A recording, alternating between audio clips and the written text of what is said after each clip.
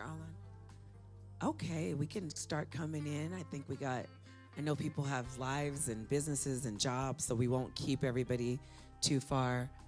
Um, Move over, brother. Let's see. So if we can come in and we'll give about 2 minutes and we'll just get started. Hi, good morning. Good morning. And Hasaka can turn on to anybody that wanted to do through Zoom. They had the Zoom link. They can join in as well. We've got 2 minutes. And we'll get everybody seated and we'll get going.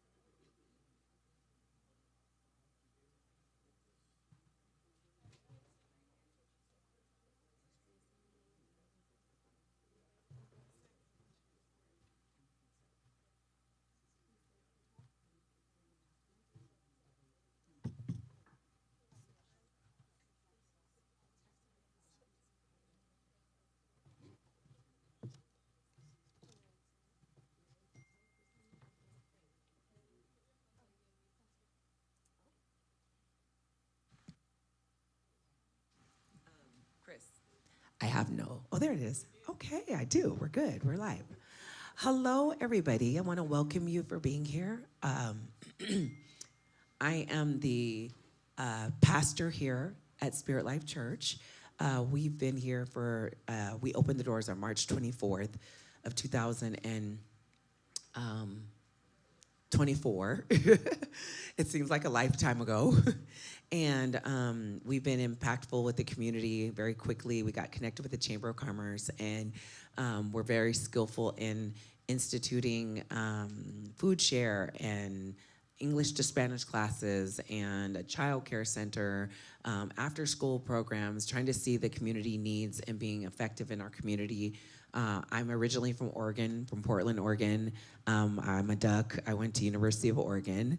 And so I'm not quite a native to this area, but I believe that I'm truly called to be in Simi Valley. When I was a kid, my dad played in the NFL for the Patriots and the Eagles. My whole family is full of professional athletes, and my brother was being recruited heavily, and we were going to move to Simi Valley as a family when I was a kid. And I remember thinking, like, we're going from Oregon to Simi who? And I was like, what is this? And this was where my parents said we were going to be moving, and at the last minute, we moved to Lake Arrowhead. And then my dad got the business going good there for the organization, and they moved him to fix the next one in Santa Maria, and then we went to Oxnard, and then I went back to Oregon. And so I've been here for now many years in California, but I've spent, since 2021, I've moved to Simi Valley. It has been extremely beneficial to my children.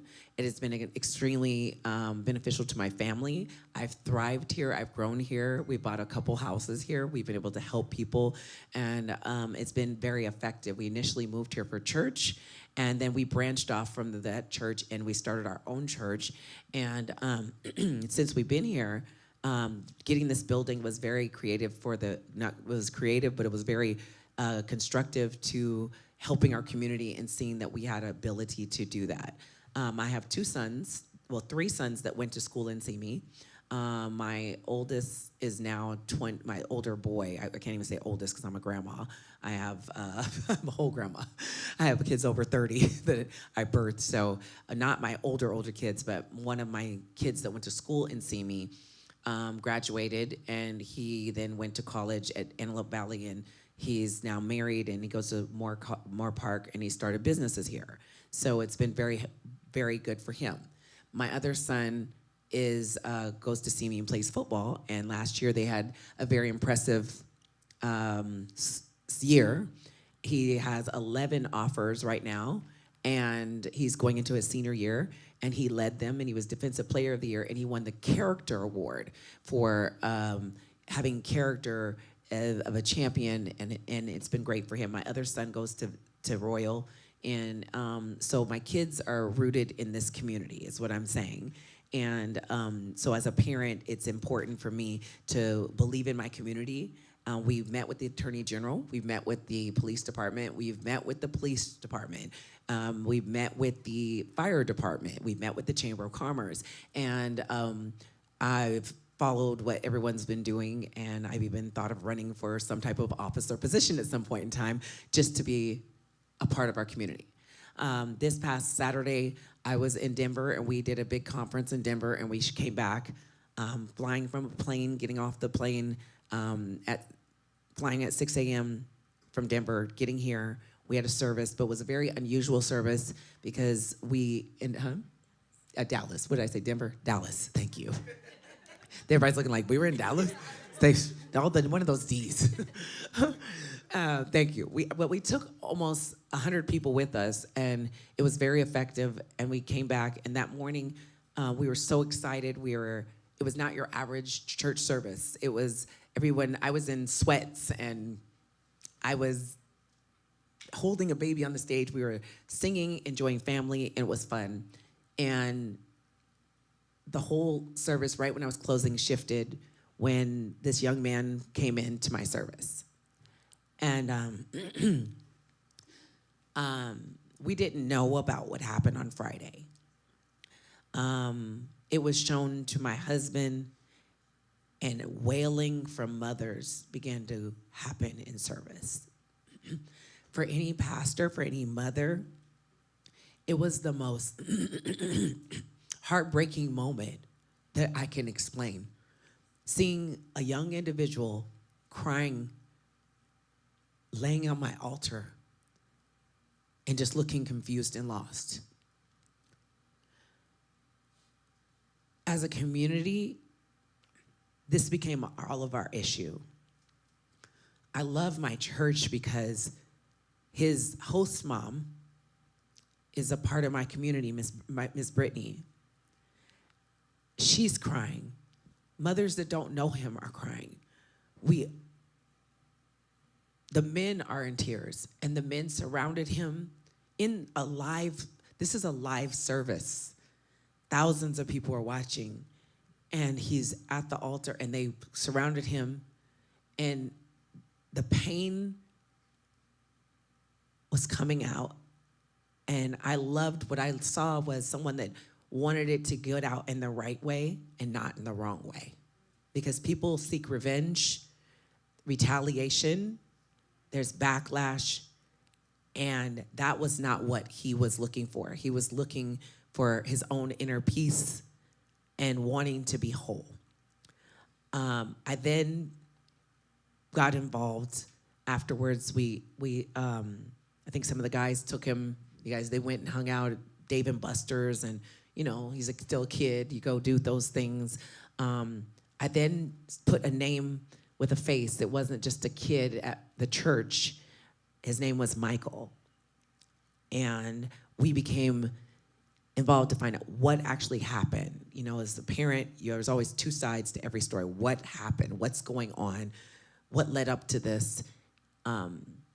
It was very important then I loved my kids, these ones go to, and even we come over to the Moore Park College and help with the kids. We have a college life. Everything's life. We have married life, baby life, college life, single life, golden life, health, food life. We have everything with life. Everything is life here. So the college life got involved, and they said Moore Park wanted to come to the council meeting.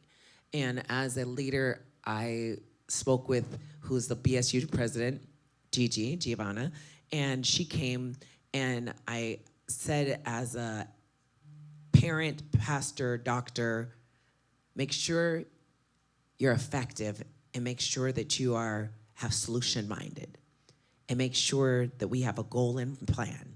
And she did that, and the mayor connected to her, and they also gave her some direction, and many of you. And I want to thank you guys for that. That was a huge, huge victory for us. Which brings us to why we're here, because they was suggested by the mayor to go to definitely the Ventura's meeting that they hold on Tuesday at 5. And we met with Michael. His mother came in town, and she's here. For her mother, it's very difficult, but we want to acknowledge her. She just flew into town. The reason she stayed, she actually left her son here with Miss Brittany, was because they had to move back to Texas, but he would have had to finish his senior year all over again. So she stepped in and became a surrogate mom, even though she has several of her own children, many ages from older to younger. She took the whole responsibility of being a mother, and we want to commend you for that. Thank you, Brittany, for loving him and him being your son, where you have fight for him, and your whole family has fought for him and surrounded him. And so that just gives a heart to why we're all here.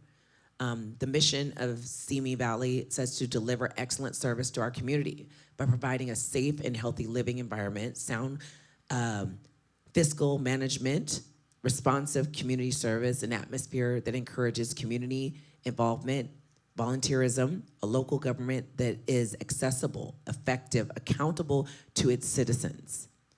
And this is the only thing that we want, is to make sure that we are effective, accountable to the citizens, and that we are encouraging our community and creating this atmosphere of customer service, and we're responsive and sound. This is what Simi Valley stands for.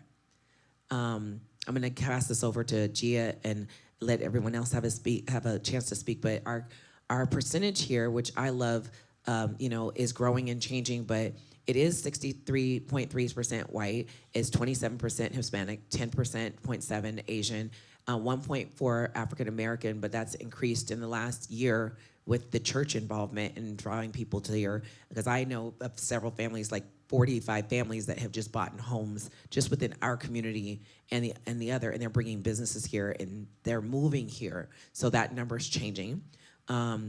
Native American is 0.8, Pacific Islanders is 0.2. In this, one thing I think that we have an opportunity to change is the narrative of what the world thinks about Simi Valley. My experience has been a good experience. His experience, I'm sure, was good until a few days ago, and he'll have a chance to definitely speak on that. But when I look at our past, it's affected the image of our city, and that's what I don't want to happen. Simi Valley's history with the whole Rodney King incident in March 3rd of 1991, with the 2.5 years that two of the people were imprisoned and 2 other cops that were released, it left a stench to the world that Simi Valley was a racist community. It left a image that we would cover up wrong and misdoing, and that it was okay. And I think that some of the children have gotten that message that sometimes we can do things without accountability, which in life, this does not work. In the military, it doesn't work. On your job, it doesn't work. There's consequences for our actions. Even my oldest daughter, I said, my second to oldest daughter, I said, when she went to college in North Carolina, every time I talked to her, I said, make good choices because you're gonna have to live with them. You can only raise your children to be what you need them to be, but at the end of the day, when they walk out the door, they're individuals. So when I'm thinking of our meeting, I'm thinking of the protection, our goals to be effective, nonviolent, having accountability, protecting Michael Robinson, giving justice to the situation, protect the sacred community and the name, protect the reputation of our officers, our police department with the values that they uphold, protect the kids who were attacked, or who also were the attackers, because we don't want 45 minutes from here. There is real, I heard the kids that never lived in a gang environment, that a whole world is listening to them say gang words. The words like cuz is a gang-related word that provokes the Bloods. And if you're not from their hood, they take it offensively. And they're only 45 minutes away, and it's a whole nother jungle of life that we do not want to attract here. And so I think about us protecting the young men involved. Protection and love means covering everybody. The parents that are scared and defensive of their kids, no parent wants their kid in any trouble, but we also have to make sure that we're not creating a cycle of what's the word I'm looking for? When you are enabling, and we get the kids off so easy that it keeps a pattern and it teaches them that we can continue to do a lifestyle, and we encourage other children to do the same thing. We do not want this to be the narrative that it's okay to menace our city, and that the city is okay with it, regardless if we are connected to the police department or not. I'm very grateful that that I don't want to say the name wrong, but Officer Jean has been an outstanding officer and very honored in our community. We need our police department and we need them effective. And we want to make sure that they know that we support them too. But we need to also know that they're going to not do what's right when it's convenient, but they're going to do what's right when it's not convenient too. And I don't believe that was the experience that Miss Brittany had. I don't believe that was the experience that Mike Robinson had. And I want to make sure that we, as they're doing their investigations, that we're holding them accountable, where we're not covering information, but we're able to deal with it appropriately. The next, so we want to protect the parents. We want to protect what's sacred. We want to protect, we don't want to keep violence out of our town. We want forgiveness, grace, and mercy, and a plan of action with rules and regulations. And such violence that where violence is not permitted in our schools with our kids. And we want people to feel safe, because I've had a lot of African American parents say they don't want their kids in those areas now, or even let them go out because they feel uncomfortable. And even I heard at the council meeting a homeless man talking about being harmed. We want to make sure it's a safe place, and if there's not going to be safety, that there's going to be policing. So these are the goals that we were hoping for. My heart would be to want, whether we have the biggest place we could actually call even a great meeting for our city, to call in leaders and police officers and firefighters and mentors, pastors, churches, any business owners, where we make a stand for our community. Pull us all into, whether it's be, only the biggest place I can think of is like a Shepherd's Church. I don't know if there's an auditorium that I've missed in Simi with all the things that we do have in our community, but I would love for us to pull together and we show the world that we are able to solve our own city issues without making a huge spectacle where the world has to analyze and repeat history and create a wrong reputation. I know we have 39 parks, 3 golf courses, 1 public swimming pool, a performing arts center, 2 movie theaters, and I don't know if we have a big facility in our church, in our community, but that's something we can look on the marks of building later. But I would love for us to be able to do something where we have a day of unity and a day of peace, and we're able to bring people together and have the best our officials speak, our police department speak, people speak, and we bring a healing where we don't have to be reprimanded from the community that social media can get very out of hand. And I'm already told that everywhere, these videos are all over the world now, circulating.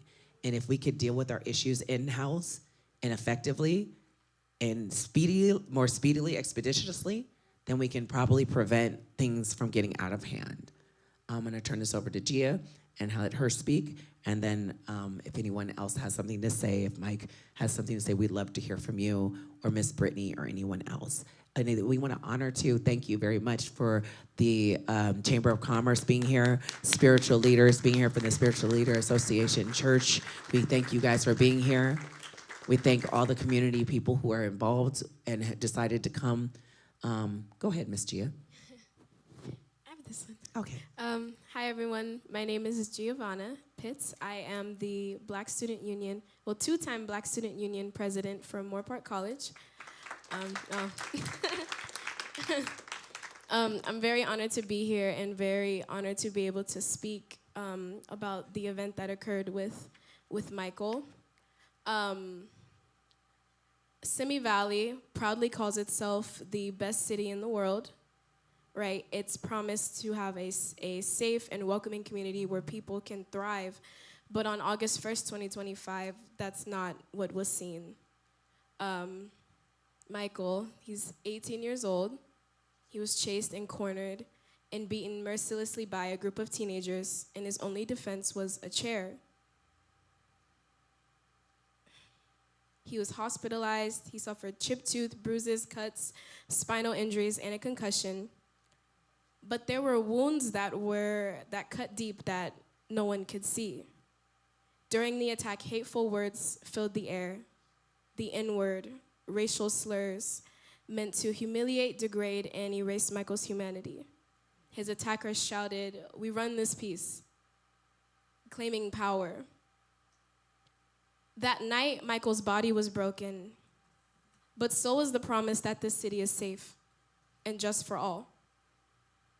And the harm didn't stop there. It continued on social media as parents of the boys spewed violence, talking about these children are protecting themselves from these kids coming into our town, or the kids were defending themselves just as they should.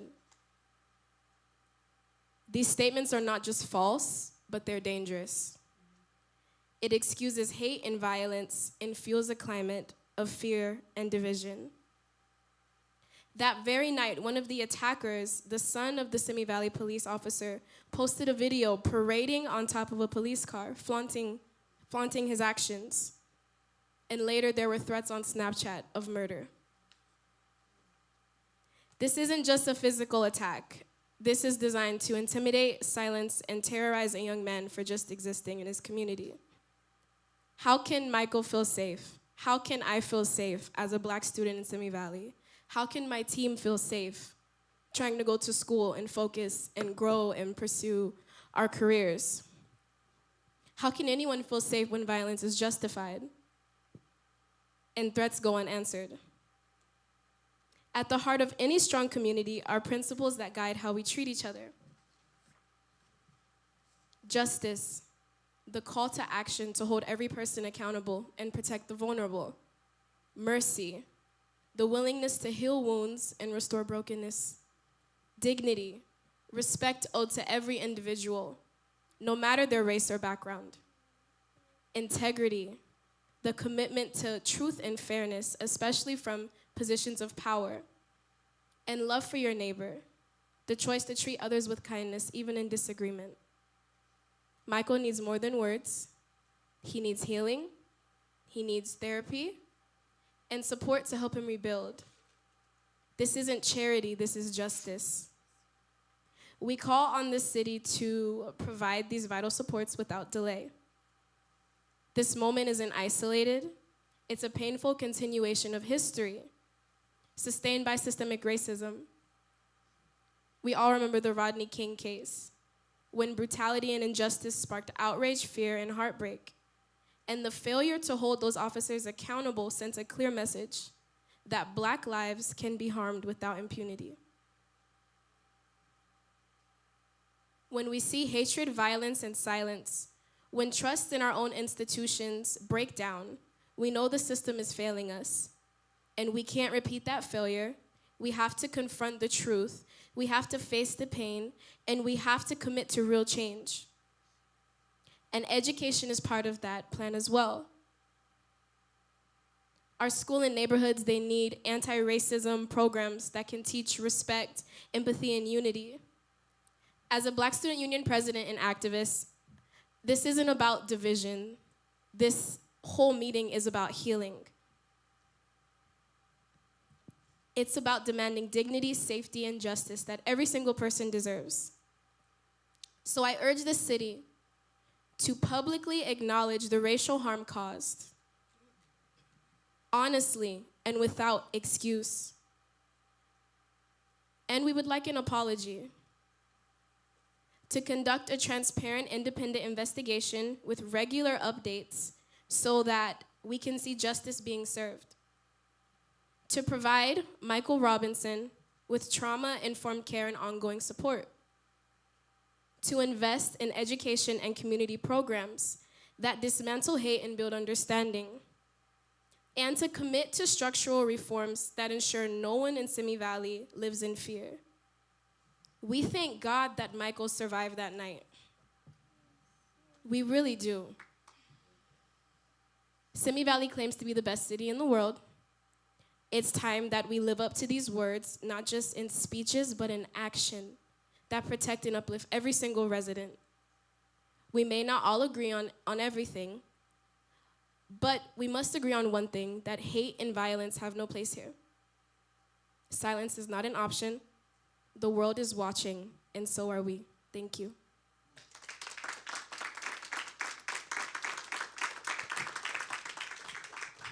Did you want to say anything, Mike? Oh, yeah, one too.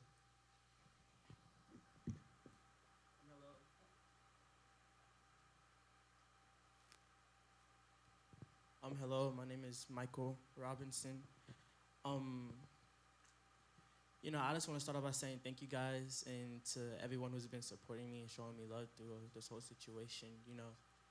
I really appreciate it because it was a lot and it was very inhumane thing to have to go through. But, everybody was taking the first step. Some of you, you voiced your concerns, you went to the council meeting and everything. But my first step was forgiveness.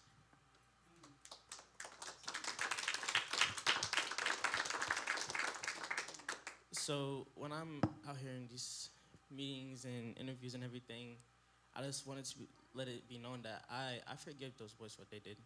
I hold no hard feelings towards them, no animosity. Towards their parents, I don't have any hard feelings towards them. Sergeant Jean, I've heard great things about Sergeant Jean. Pretty sure I've seen him before. He's not a bad guy.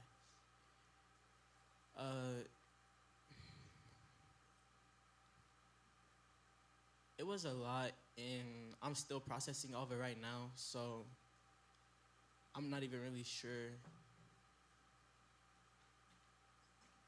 how to go about all of it. I'm just trusting the help from you guys and others and leaning on you guys for your support.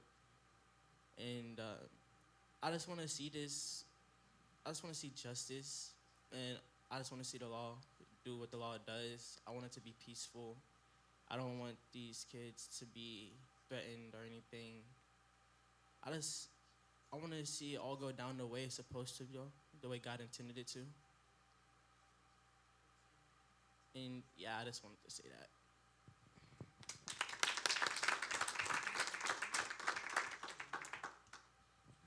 Hi, I'm Patrice Perry. I'm Michael's mom. And I just want to say thank you to everyone. thank you to Prophetess Taryn, this ministry. Thank you to every organization. When I got this call, I missed the call, and I woke up the next morning and with all these missed calls from California, and I knew that my son was dead, but it wasn't the case. And I am very thankful to God that he is alive. And my immediate conversation to Michael was, "How are you? And please forgive those boys, because it wasn't them. It's a hatred." And I'm just so happy to see how the community is coming together. From Texas, watching from afar, it was very beautiful to see. And this didn't just happen to Michael, it happened to everyone. And I want to, just encourage everyone to forgive and move forward and seek justice for Michael. And I also want to say thank you to Brittany, because she stepped in my place when I couldn't be here. And I'm very thankful to that. And that's all that I have. Is there anyone from the council who would like to say anything too? We have a mic prepared too, and we can pass a mic to if you're at the table. Here, can we pass a mic, please? There we go. Can we pass a mic? Thank you. I'm Mayor Pro Tem Mike Judge. Been on the city council now for 15 years. The act that I saw on the news, on the videos on Facebook, it was horrendous. It was a criminal act that will be prosecuted. But I want to make sure everybody in here understands we're dealing with juveniles. Yeah. The state of California has changed the laws on the way juveniles are treated in the court systems. So anything less of murder, there's not going to be time for this type of crime. It all depends on how the DA prosecutes it. I will promise you, as a member of the city council, that our police department will do a full and thorough investigation of this. The reason children weren't arrested at the scene was because they were named subjects, excuse me. Can't even call children suspects, they're subjects. They were named, the police knew who they were. Had they had to, they would have issued warrants for their arrest at a future date.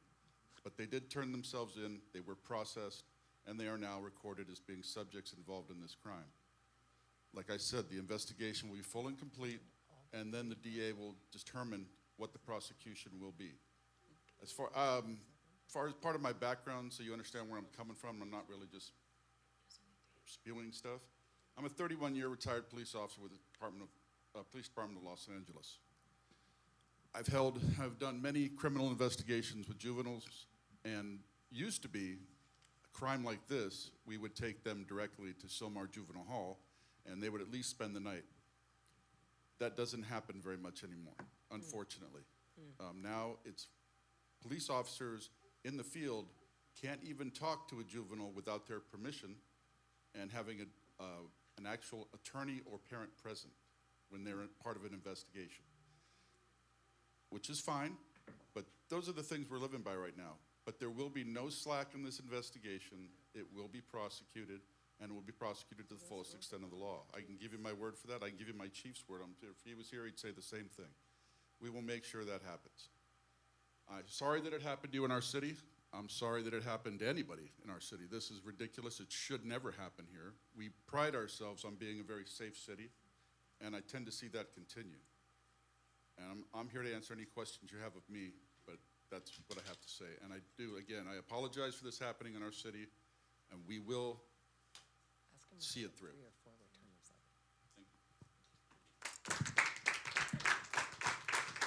I do have a question. Did 3 or 4 turn themselves in? As far as I know, from what I've been told, 4 of them turned themselves in.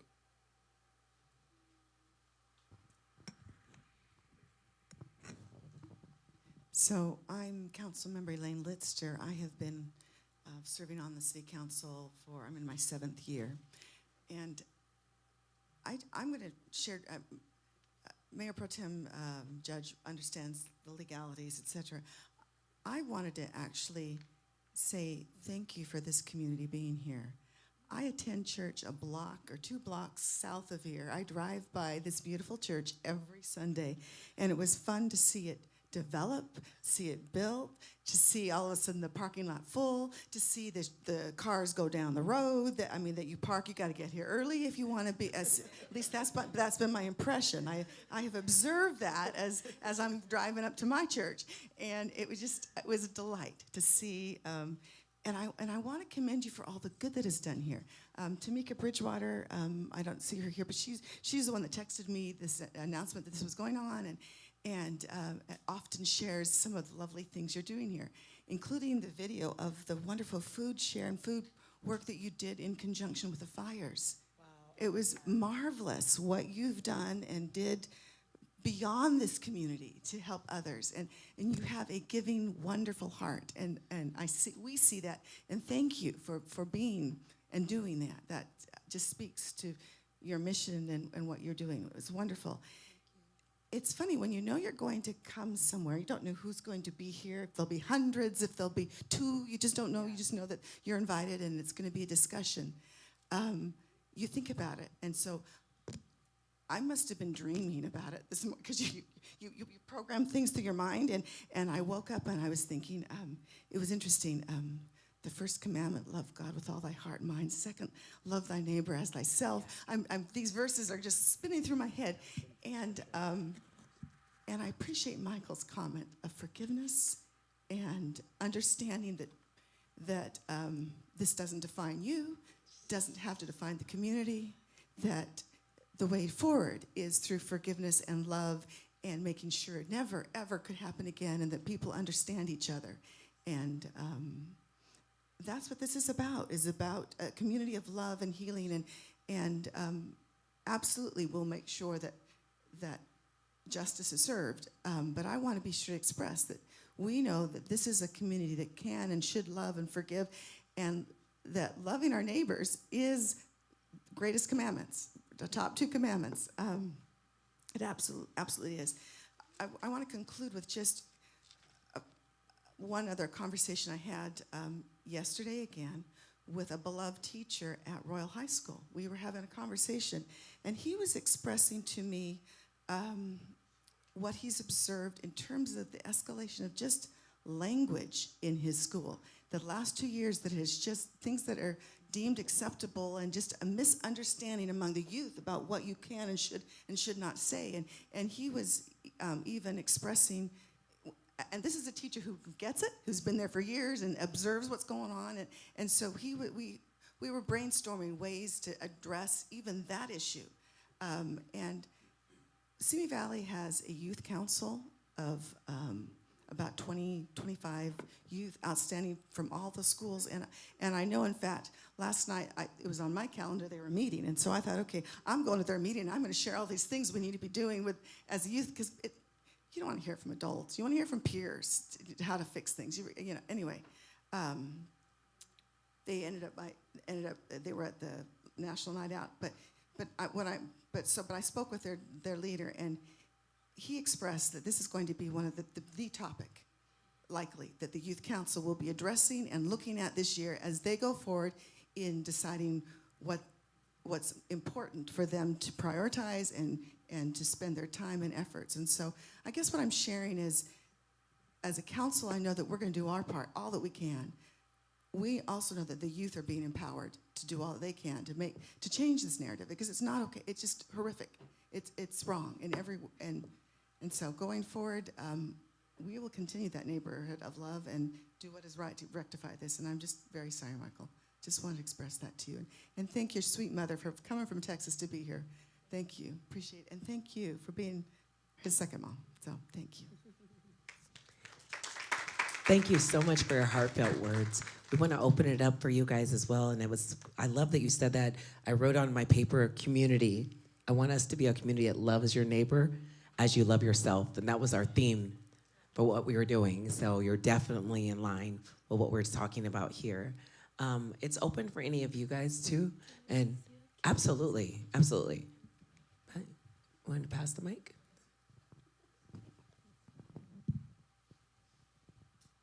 Hello, everyone. Is it on? Okay. Hello, everyone. My name is Isaac Rockmore. I'm the treasurer president of Black Student Union at Moore Park College. And I want to tell you my experience from moving out here from Lancaster, the differences. In Lancaster, the population of black people was 100%. Violent crimes in Lancaster used to be a 100% daily activity. And I moved out here in 2022 thinking it would make a change with my brothers and sisters. And we went to Royal High School, and when I went there, it was not many black people. And I also went to school with Mike. I graduated behind him 2025. Coming out here wasn't easy because the environment of the people. And when I went to Royal High School, it was only a count of 5 black people there, and there was no other option to make friends with them. And so we put together a Black Student Union, first rank of Black Student Union at Royal High School. And my junior year, I met Mike. We had a Friendsgiving in Royal High School. We brought food. It was a day to never forget.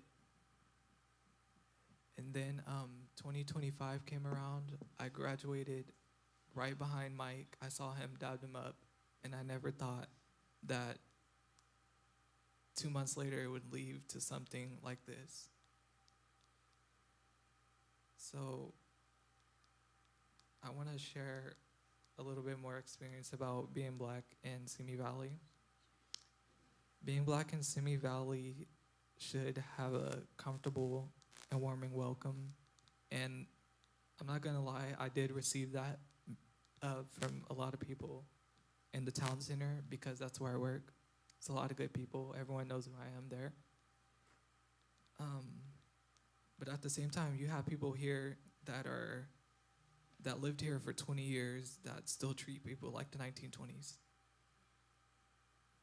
And it's our job as a community to help and teach the new generation and the new generation that's coming a difference. We all know Simi Valley has a history of racism. And when I first walked into Royal High School, there was a book called The City of Simi Valley. And that was the first book I opened, and it told no lie. The night that at the city council, Dexter reminded me of my dad because he's the same height and he said the same thing to me. And shout out to Dexter. He's a pretty good guy. But the night that this happened, it feared me for me and my siblings to go outside because if this happened to them, this could have led to something else. And I never want this to happen to any of my people in the community, and I don't want to see it again. And it's our job to make a change in the Simi Valley community. When I'm saying unity, it means together. That means Black, Hispanic, Latino, or whatever ethnicity you are. And I feel that Simi Valley should be a comfortable place to walk outside, raise a family, or have family here. And one last thing, we should make a change for the new generation that's coming out of the wound of any woman. Thank you.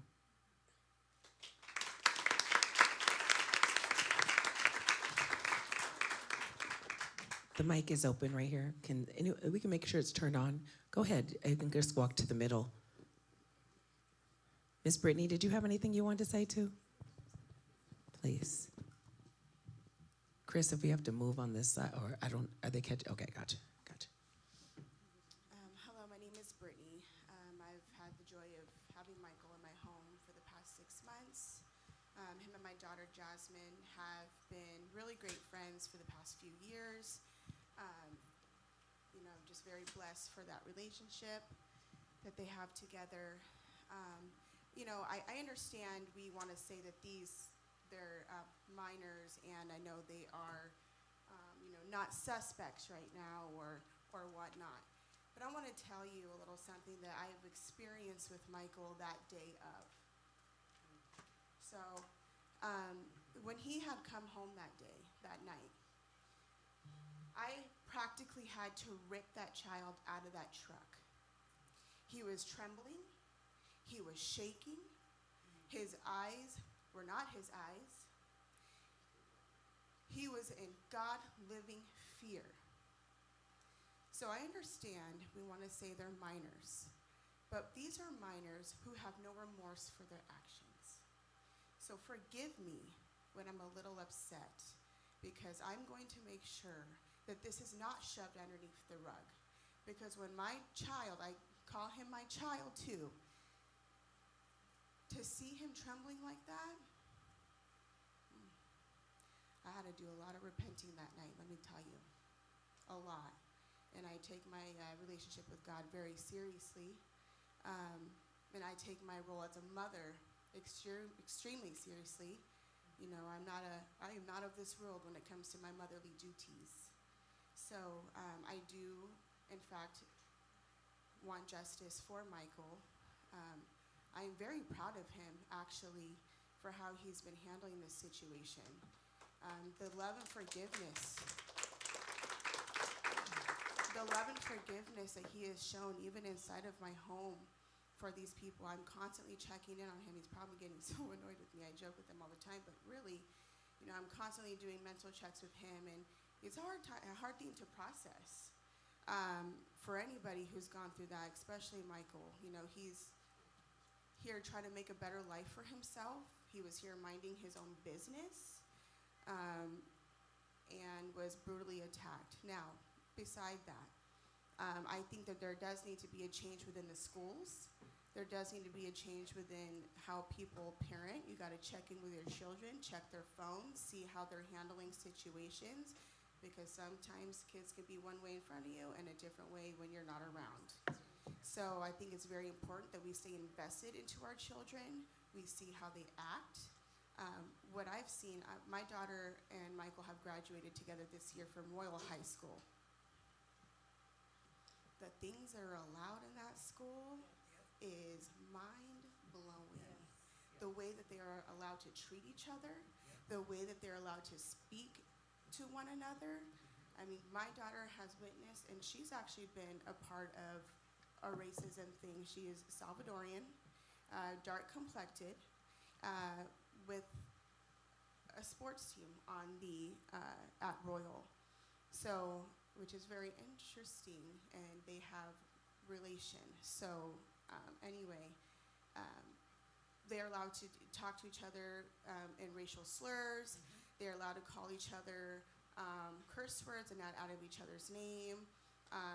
She's actually experienced, not anymore friend, but a friend at the time, were saying that he was going to, because he didn't like this girl, that he used to be associated, that he was going to rape her. And he screamed it out loud in the royal halls, and that is why she is no longer associated with this person. And because nothing happened physically, they say, you just have to ignore it. I was up in that office, I don't know how many times, how many hours of work I've had to miss. I've had to take my kids out of school. I've had to put my children into therapy. I have had to do my job as a mother to make sure that they get what they need as a support. So I really hope that what has happened to Michael, things need to be changed within the schools, within the household. We need to hold our children accountable. When they do wrong, we should not just stick up for our children. I am not a biased mother. When my children do wrong, I am getting facts. I'm going to everybody, knowing what happened. I'm not just going to one person. I am getting all the facts, and then I'm going from there. So that is what I did that night. I spoke to every person that I could possibly speak to, and they have confirmed that Michael literally did nothing. So I really hope that you make this change.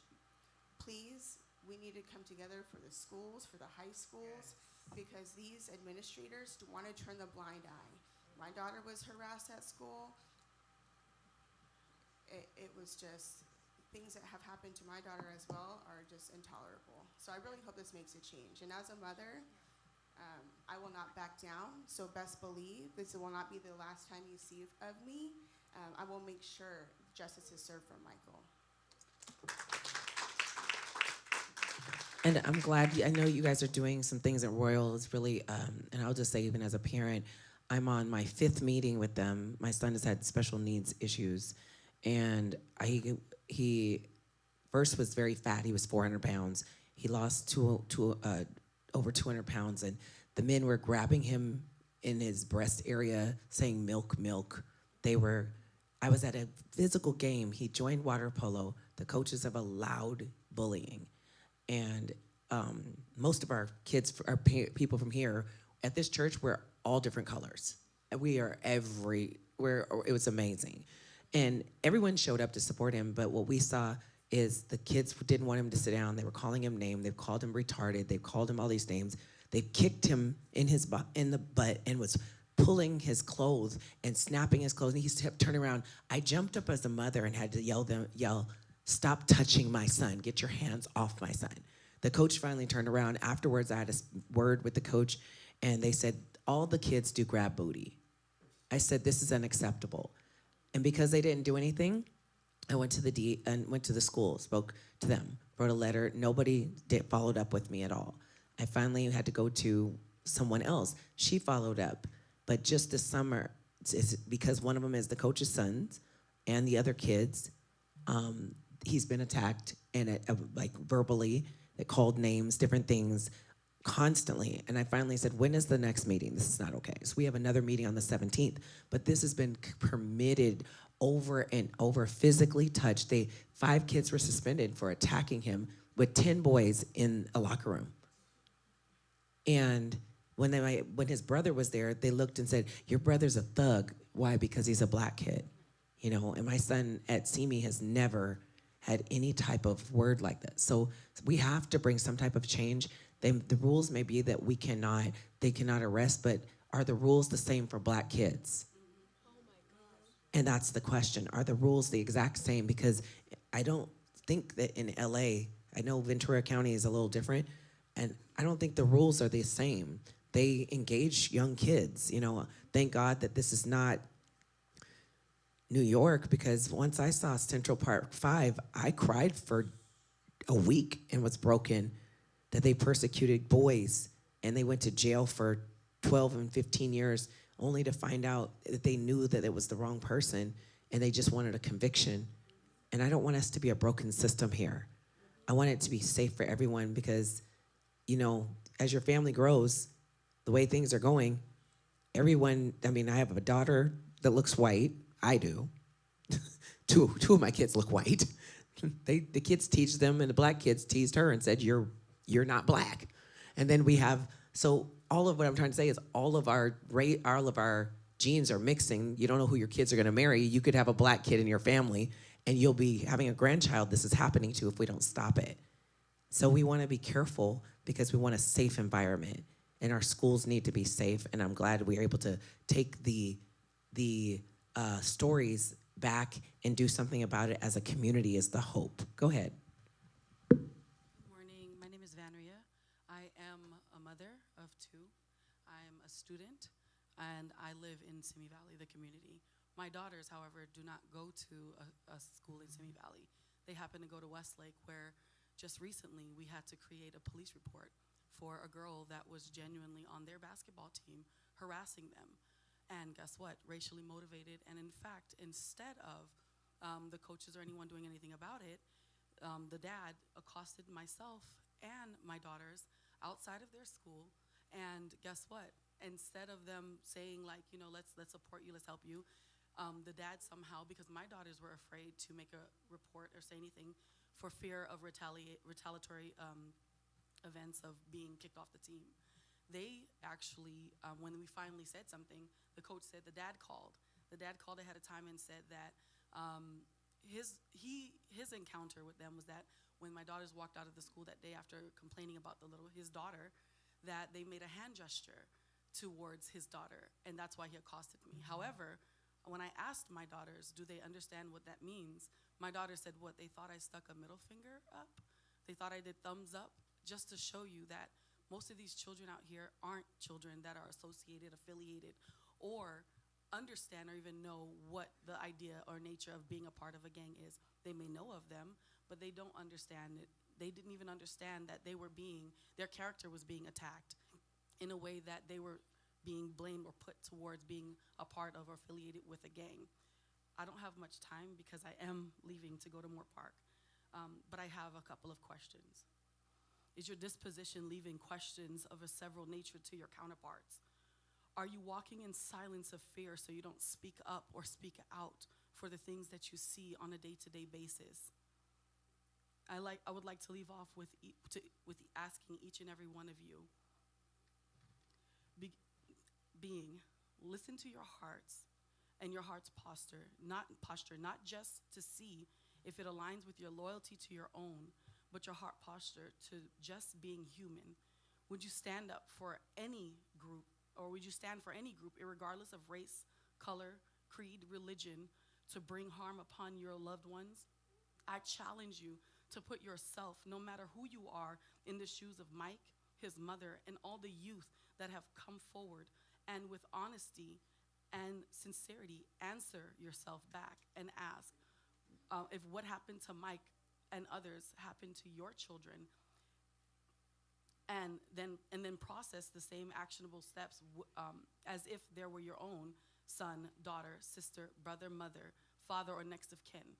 How many of you would be honest enough with yourself to genuinely step outside of yourself and see the deep-seated teachings to just flow in honesty and love, to be able to ask yourself or genuinely say that what Mike has gone through is something that you wouldn't stand for, whether it's your own or someone else. I've taught my daughters to lead with their heart. I've told them that in any case, in any situation, when they speak or when they make a decision to use their heart, put yourself in the other person's shoes. How would you feel?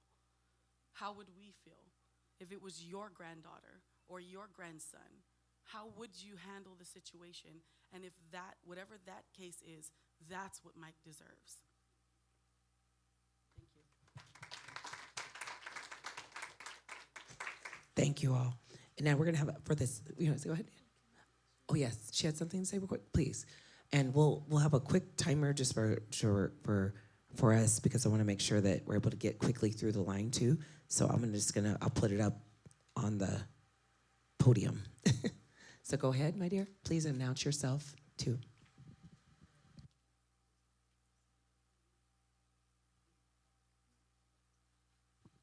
Testing.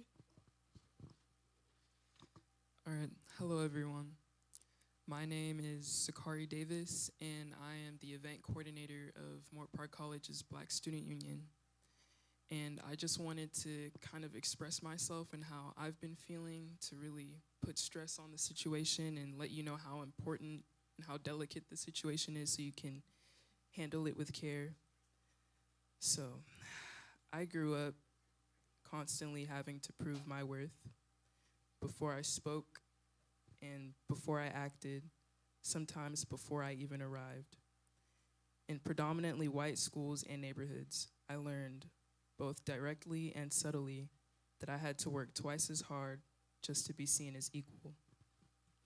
And that leaves a mark, because when you grow up in systems that don't affirm your worth, you start to question it yourself. And that's why what's happening in Simi Valley right now is so important, because it's not just about one incident, one child, or one investigation. It's about the lesson being taught to every young Black and brown person watching how this city chooses to respond.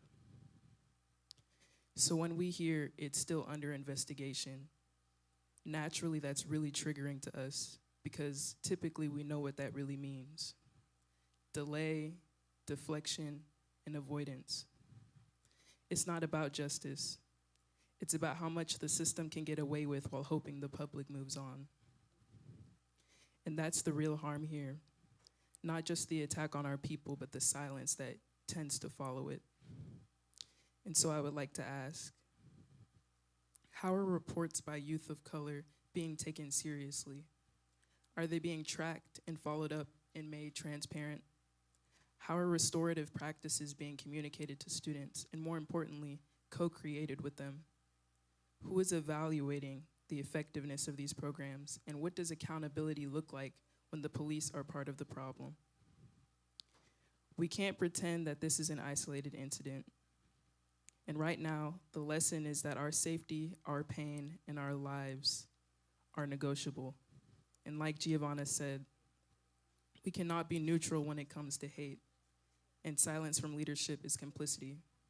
We see what's happening, and we won't forget who stood up and who stayed quiet. Thank you. Thank you very much. I'm going to reset the timer. Go ahead. Can you hear me? Yes. Okay. So my name is Dre Adams. I am a husband and father and community leader. And to be honest, I'm kind of holding back a little bit because I've been in Mike's shoes. Just a few years ago, I was racially attacked, assaulted by several white men, almost ran over, beaten, chains and fists and things of that nature. So to be honest, I'm a bit triggered. I'm angry, but I have so many questions.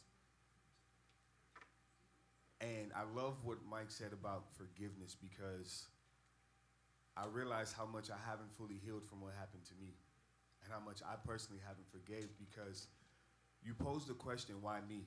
I'm pretty sure that's something that he felt. That's not something to just easily just brush past, because he's gonna feel that for a long time.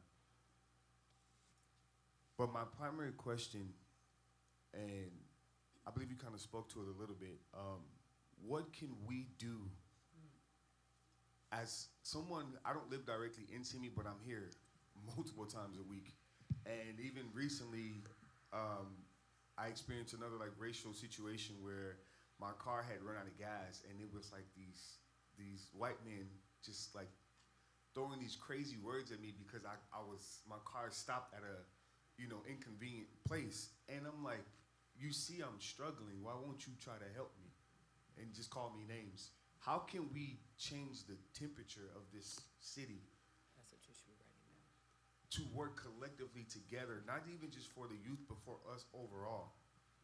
So many concerns have been expressed because it shouldn't be fearful to come to this city. It shouldn't. It really shouldn't.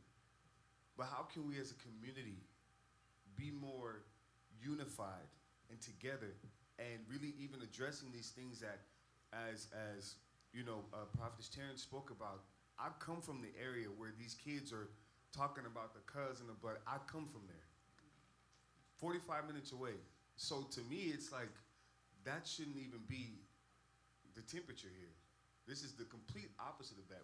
Most of us moved here for a better life. So I'm a father. I get stared at by white men with my light-skinned son because they don't see a lot of present black fathers. This is a real thing, and I'm actually holding back tears. This shouldn't be something that we should be constantly talking about. I remember seeing the video, and I was angry. I was so disappointed in this city, in this community, how that is pushed and encouraged to be what you're not. So I want to know, how can we help you all, especially those that are sitting in these seats of change? How can we better serve y'all to avoid these things or avert these things?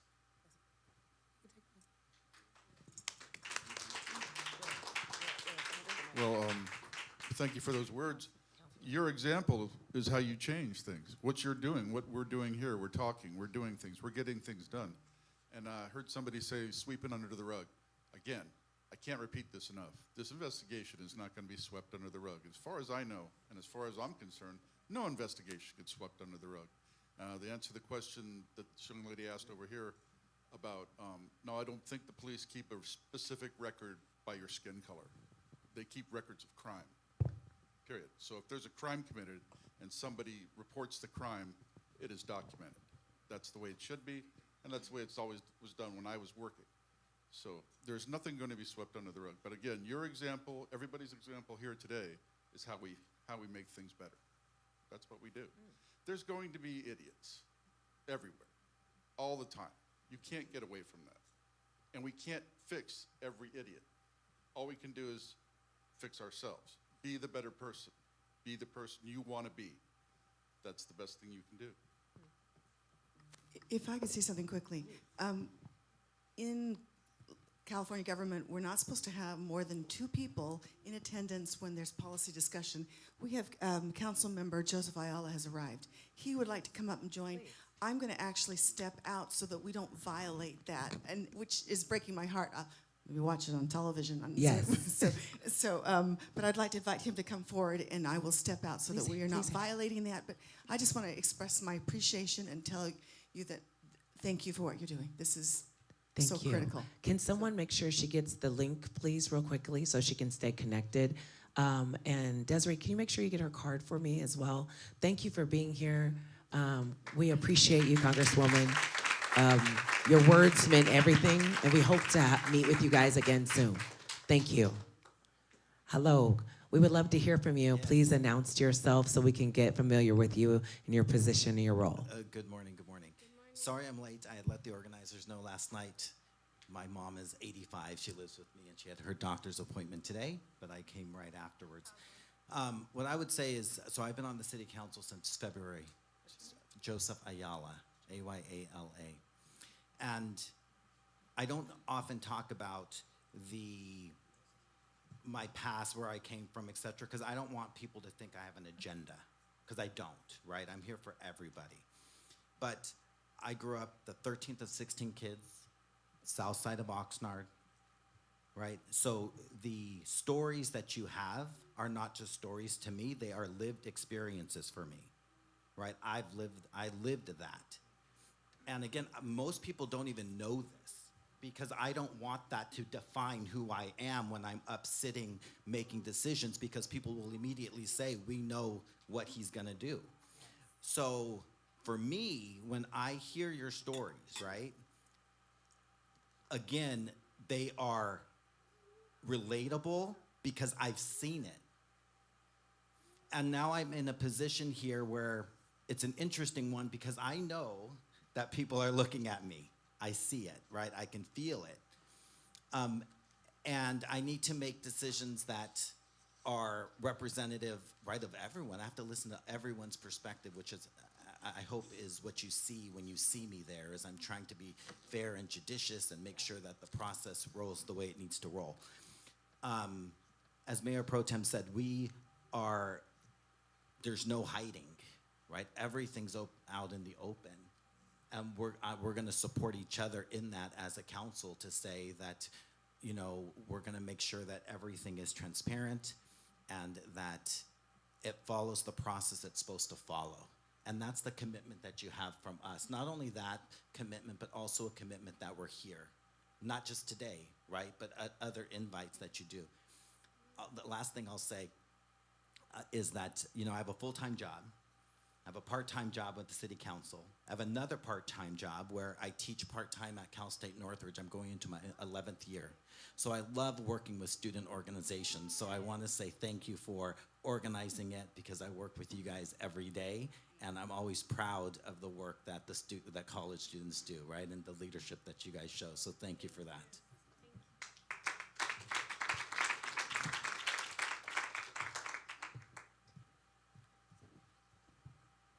Good morning, everyone. Thank you so much to our prophetess, Taryn, our apostle, Dr. Bishop, our pastors of Life Church, and everyone here. Thank you for being here today. Thank you for the community leaders and the council members. My name is Cassandra Ramble, and I stand before you today not just as a concerned community member, but as a mother of twin Black boys. I'm here not just with sadness, but with righteous anger, deep concern, and a demand for accountability. Before I go any further, I did want to just take a minute to acknowledge you, Mike, and your mother. You should never have to live through this. We should never have to be having this type of conversation, but nonetheless, here we are. I just want to say I see you, I feel your pain, and I want you to know that we stand with you. What happened to Mike, one of our own from our own church, we were together Friday night at Revelation Church at the movie night, and I just saw you, and we were all hanging out, and you were with my boys. We see and we know, and we've come to realize that it was a racial hate crime. Let's just call it what it is. And while some may try to explain it away, silence it, or bury it in reports or bureaucracy or all of these other things and sweep it under the rug, we will not do that. When I saw the video of Mike being violated and disrespectful, I didn't just see him, but I saw my children. We saw our brothers, we saw our nephews, we saw our futures. And in that moment, we were reminded of the harsh reality that Black children are still not safe, not even in our own communities. So I ask you, how can we truly trust a system that fails to protect our children? How can we believe in accountability when justice is delayed, excused, or denied? And I understand, like you said, that they are juveniles, but being young does not really erase responsibility. If they are old enough to commit a hate-fueled crime, they are old enough to learn the weight of their actions. We demand a full hate crime investigation. We demand justice. We demand transparency from our system, not excuses, not delays. And this is not us asking for favors, but this is us demanding what is needed in this time. Consequences, not cover-ups. We demand it. So for me, this is definitely personal. This is moral. This is spiritual. And we have to know that God is watching, and He is near to the brokenhearted. And we will hold account to those who harm, and He will hold account those who harm the innocent. But He also calls us, each of us here today, to be bold and to be the voice for those who are silenced. So to every leader, I say this: if you do not speak up now, your silence is speaking volumes. To every mother listening, your child is worth the fight. To every system built on inequality, we're not asking anymore. We're showing up. We're not going anywhere until justice shows up too. Thank you.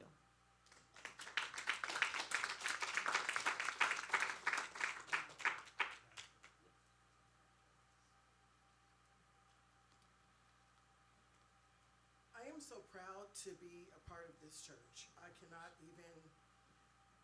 cannot even express, like, thank you so much. When I didn't find out about this till like late Monday. And my son is your friend. You've been in my car. You were actually in my car right when I connected with this ministry. And so we're doing like prayer at noon, and you know how we pray. And I'm like, oh my gosh, she's just not gonna be John's friend anymore. But you hung in and you stayed around, so. I'm sorry, my name is Tamika Bridgewater. And I have been a member of this community since 2006. There is no place that is perfect. And I really never thought that we would ever be in this situation. And I am so sorry. We are praying for you, and I'm sorry.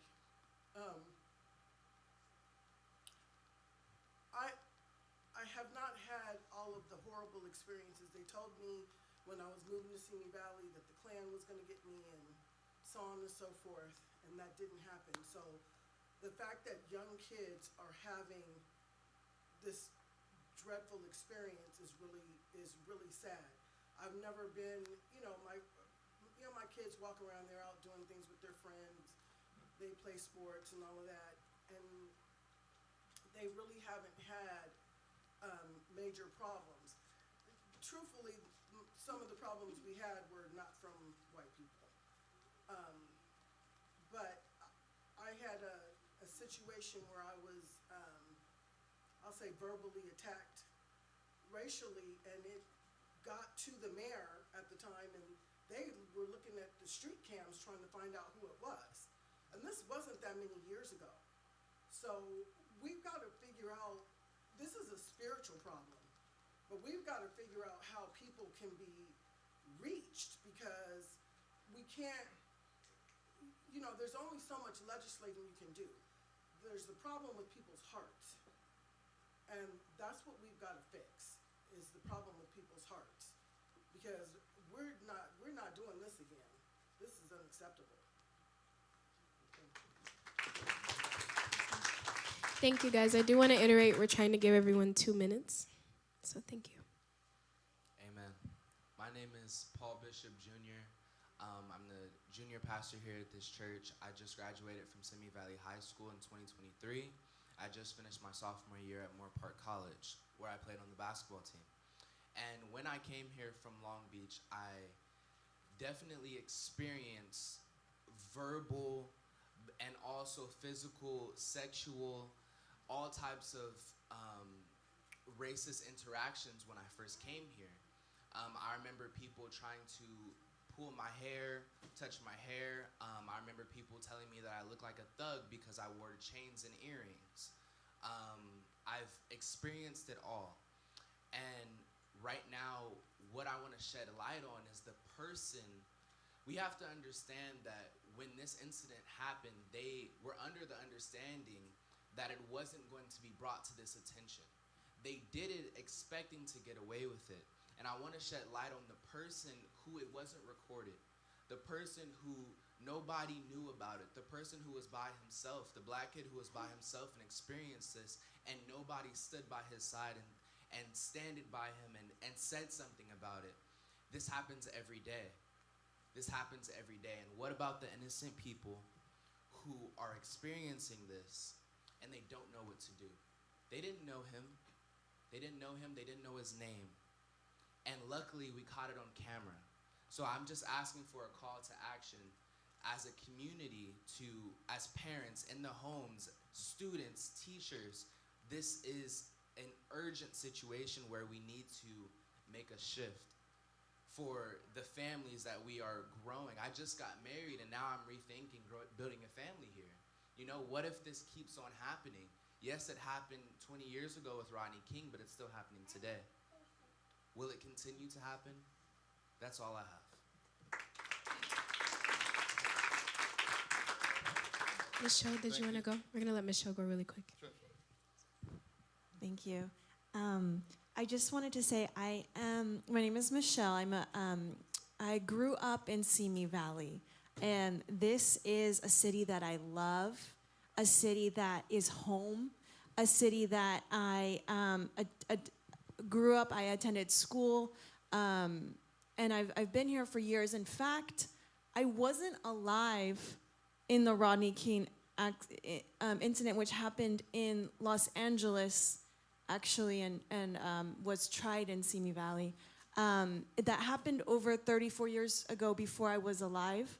And so my experience in Simi Valley has been one where people love everybody, where everyone is welcome, and I want that to continue in every aspect.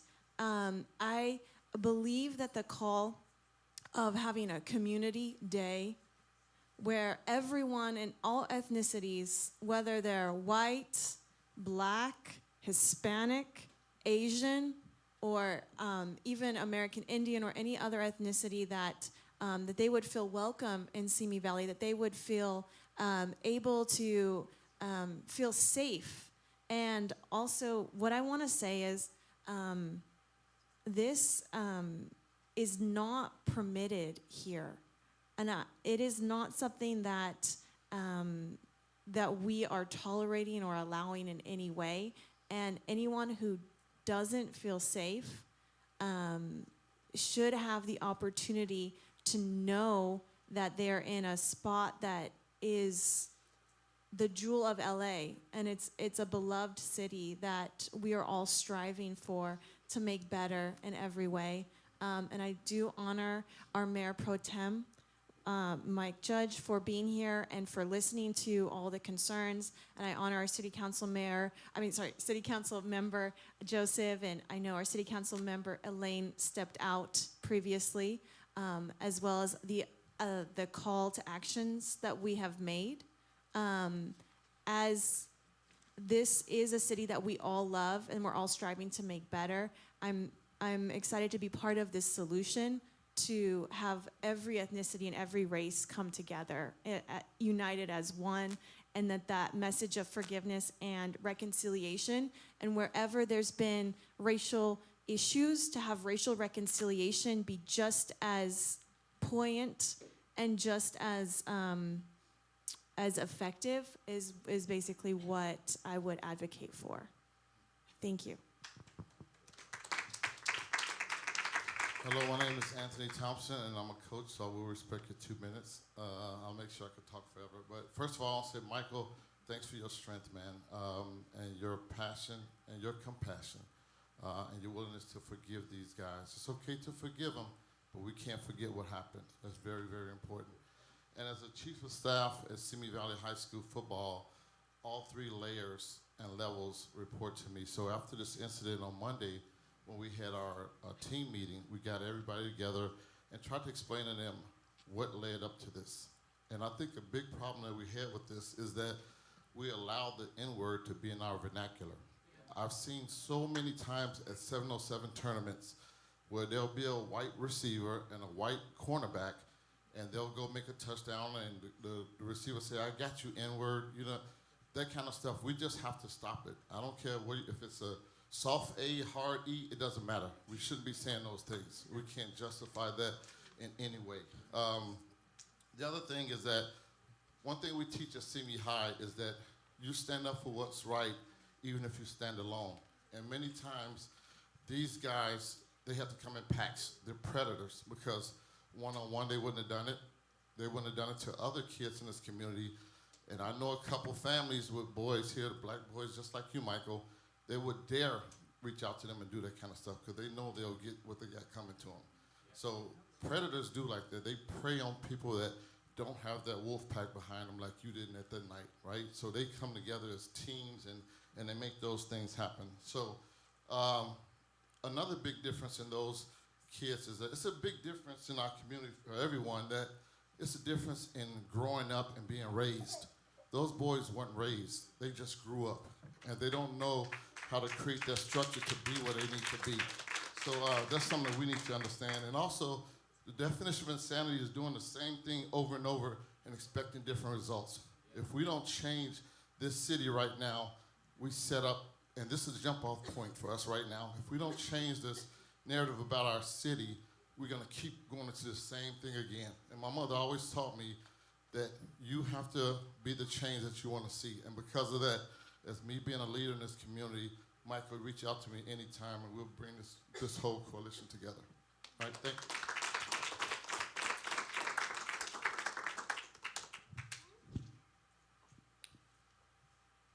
Hi, my name is now Monica Jones. I'm a mother of 5.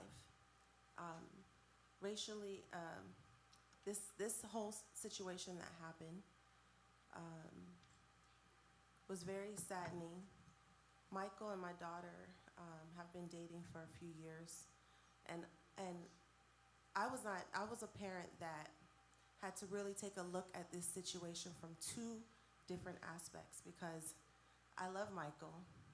I also have boundaries for my daughters, and so I had to learn how to coexist in a situation that I was not completely in agreement with, by showing love, but also showing boundaries. And Michael and I he became like a son to me. And one thing he learned from me is boundaries, right? A lot of people don't teach their kids to love, but also that part of loving people is having boundaries. And that's something that we need to be able to instill, with people in the systems. This is not a race issue. This is a hate issue. And the only thing that can overcome hate is love. And we need to be able to create programs, community events, different things that will bring the community together, that will teach people how to love one another, how to coexist, but also what those boundaries are. And one of those boundaries in this situation, for example, was you don't call someone a racial slur. You know what I mean? It triggers someone, but also it was very apparent that this was not at all about race. It was about hate. And hate is something that is taught. And so we need to go back to the foundation of defining what love looks like, so that people understand that certain things that they're doing is actually motivated by something more. And in this case, it was a spiritual thing, just as much as it was a situation where they were not taught the difference between love and hate. So I just wanted to say, Michael, I support you. I love you. I'm here for you. However, we can continue to support you. That's what we're going to do. And I will continue to advocate for the full extent of, for this situation to be handled in the right way, and that the law fully extends exactly the punishment that these kids need. But I do not think that it needs to be necessarily jail only. It's definitely something that they've learned. There is a seed planted there that needs to be uprooted. Thank you. Hello, my name is Richard Perini. I'm a resident of Simi Valley. Michael, I'm going to let you know.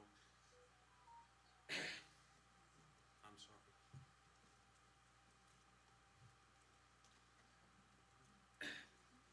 That isn't my town. I have nephews that look just like you. And it breaks my heart, man.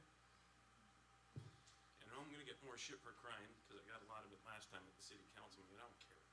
Anything happens to you, it happens to me. And there's 100 people behind. Don't let anybody intimidate you. And I love your faith.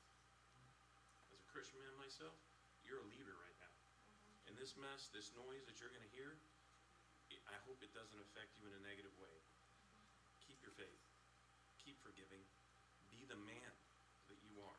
Not that you're going to be, that you are now. I have 4 sons. I don't want that for him. I want people to see the content in your character. You're showing it. And you're on me, man. Everybody here. You know, man North said, hey, this is a no-fight thing. I said, man, I'm not here to fight. I'm here to congratulate and champion you. I'm going to give you my card. I'm in the protection business, and that's not an Italian joke, but anything you need, and I mean anything. And my Corvette's a lot nicer than Anthony's. We go wherever you want.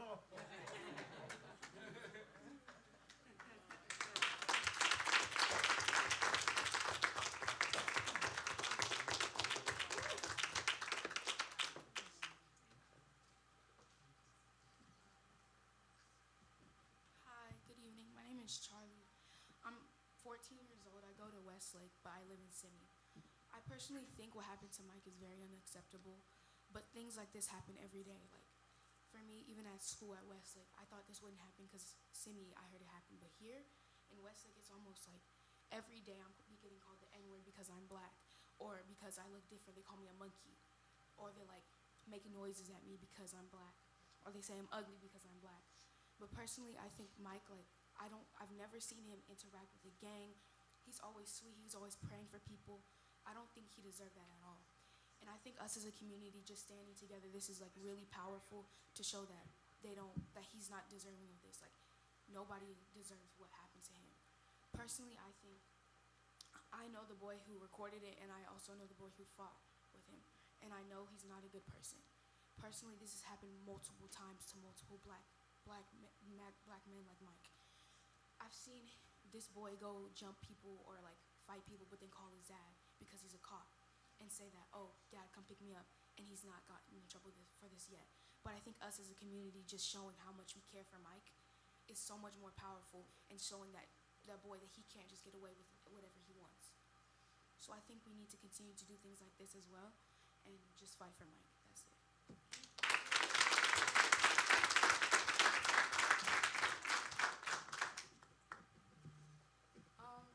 My name is Trinity Davis, and as a teen of color, I think it's my job to speak about what happened to my brother. Today, I'm standing here not just for myself or for Mike, but for the people who have and will face this sort of attack before and after me. An attack rooted by hate and fueled by silence. Silence that gives power to the enemy. My friend was brutally assaulted because of the color of his skin. Not because of what he did or his actions, the color of his skin. Which is racism, by the way, which I've never seen any council member do anything about. To Mike, you are seen, you are loved, you are valued, you are important. We love you, and you deserve the world. Thank you.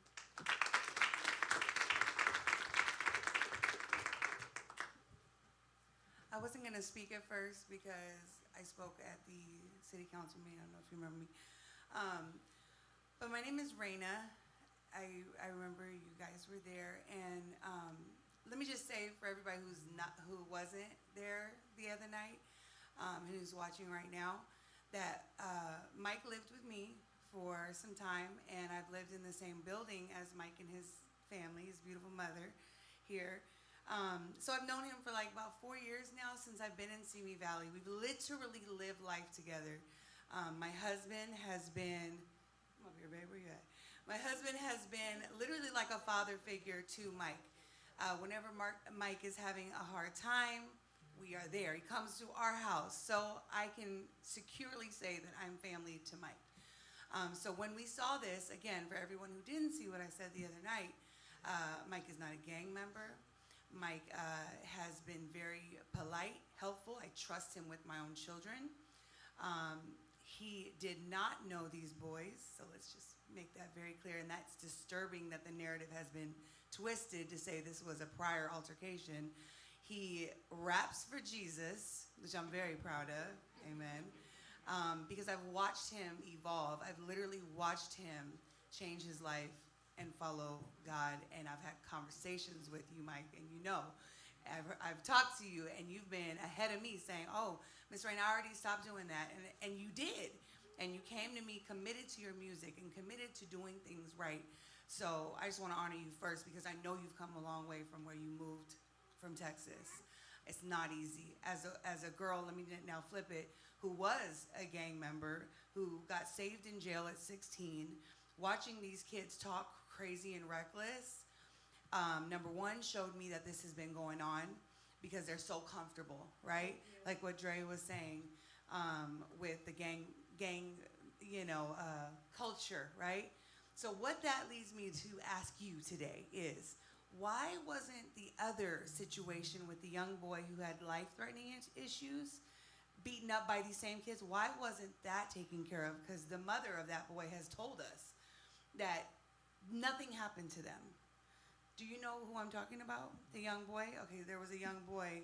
Maybe you guys should look into it because someone else is very, very injured. What's the name? Maddox is the young boy's name. So for everybody who's watching, maybe who knows them, they have been victimizing people for a long time. I know it's my time's up. I know. Thank you. If your husband's giving you his time, you have a little extra. So, I mean, he can get, you can stand together, but he's giving you his time. Raina, are you finishing? If you can take his 2 minutes quickly. Now it's 1 minute and 45 seconds. Let me just clarify. Maddox was not the name of the kid that got hurt. Maddox was one of the aggressors. So Maddox was one of the aggressors. We need to find out who that young boy is because I'm getting messages saying it wasn't handled. So I just wanted to bring that to your attention. This is going to be uncomfortable for me to say to you, but again, we're dealing with juveniles. So even a FOIA request isn't going to get you their names, unfortunately. Yeah. Because they're juveniles. Right. You can ask the court whenever the DA gets the investigation and decides what he's going to do, but I'm pretty sure the least way the law works is you can't get the names of the juveniles that are accused or being criminally prosecuted. Names aside, it's disturbing to me and probably other people in this room. It's disturbing that you guys don't even know about this kid who got severely beaten by this same group of boys, which means this literally is a culture around these boys. Right, but if that is a true pattern, then that is something that could be used in their prosecution. Right. Yeah, so I hope they're watching. That's it. I'm really done now.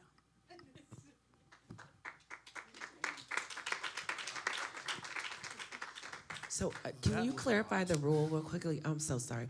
You said, if it's a juvenile that they're underage, you're not allowed to interview them, and there's no recourse but unless they murder someone. So there's nothing if someone assaults someone that is done from another child. There's no ramifications, or I just wanted to get clarity. Yes, they're given a citation and released. The citation is like you will appear in court to answer the charges against you. That's what they're given.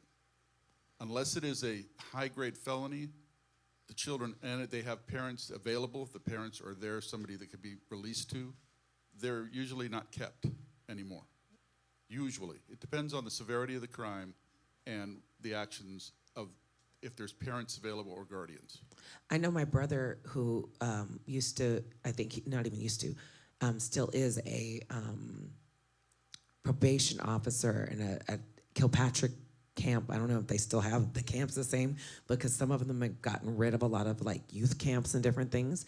And so I see so many kids in, just coming from Oregon, it's very different. But in LA, when we were LA County, when I lived in Cerritos, kids were arrested all the time. So is it our county rule here in Ventura, or we're dealing with a county rule or a state rule? Again, it depends on the severity of the crime they commit, but usually, and this is new California laws that have been passed in the past 5 years. I don't know them all, and I'm not a lawyer, I'm not giving legal advice. Yeah. But the way it works is if a juvenile is arrested for, it's called a high-grade misdemeanor, because it's a battery, aggravated assault or battery.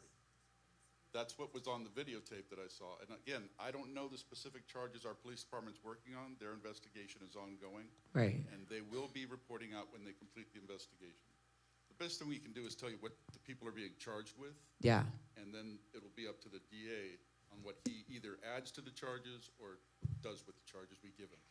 And they said, I pulled the records, and it was saying that it just says they'll be notified. So they really haven't given them a court date or response date. And for some reason, there's only 3 that actually have a citation. And to my understanding, they actually turned themselves in. The parents had them turn themselves in, the 3 of them. I'm not sure about the 4th, but the 3 are saying that there's no date given. They just still get a citation and get a notification in the mail. That's probably true. I know the same exact information you do. Okay. Sounds good. Thank you. My name is Reverend Stephen Rambo. I'm with the Center for Spiritual Living in Simi here over on Erringer Road. Michael, my brother's name is Michael. When I watched with my brother what happened to you, we both cried. I feel for you. I'm really grateful that I was able to hear more of what was going on, because I came up here with an invitation, and you rap for Jesus. We are having an open mic night at the Center for Spiritual Living in Simi Valley on Erringer Road, 1756 Erringer, Suite 100, Friday, April 22nd, 7 p.m. live. Be there. Bring your voices.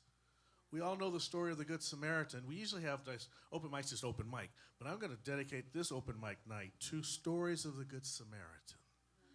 Because what I was seeing, what really got me, was you were by yourself, but there were people all around you, and nobody stood with you. Just like nobody stood with that man on the side of the road until his enemy, the Good Samaritan, came along.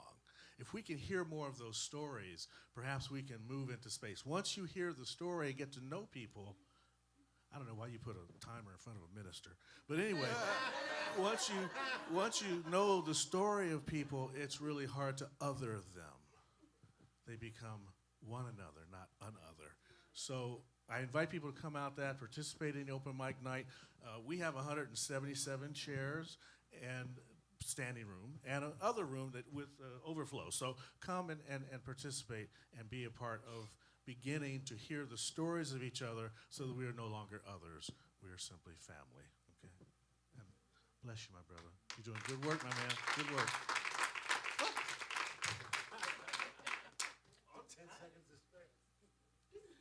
Hello, my name is Pastor Grace. I'm one of the servant leaders here at Spiritlife.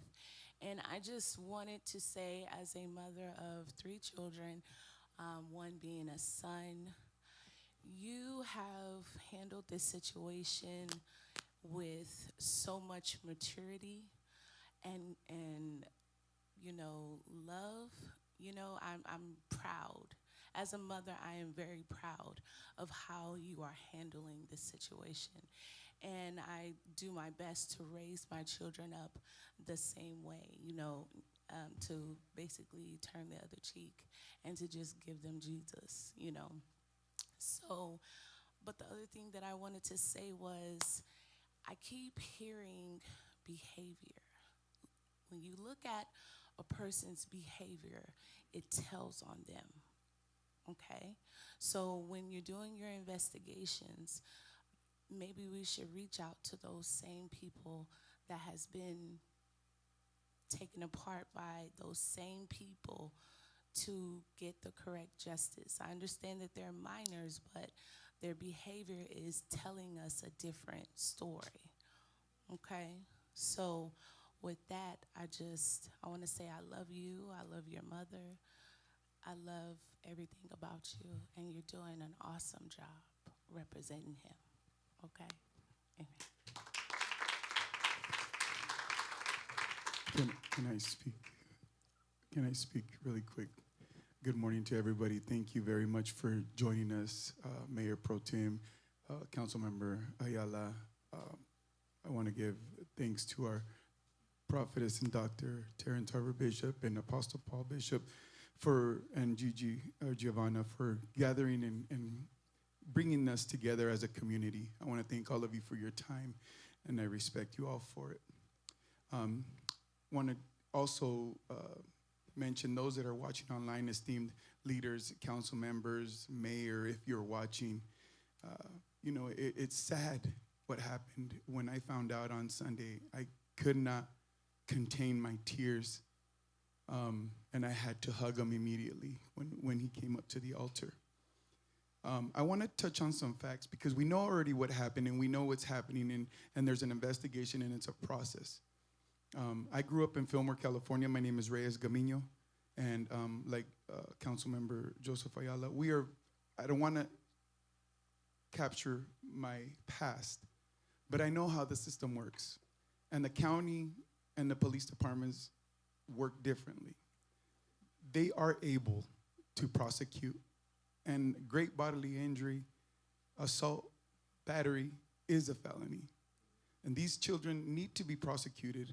And we need to stop the nonsense of the limits that the police department has. If the county sheriffs need to get involved, then they need to get involved.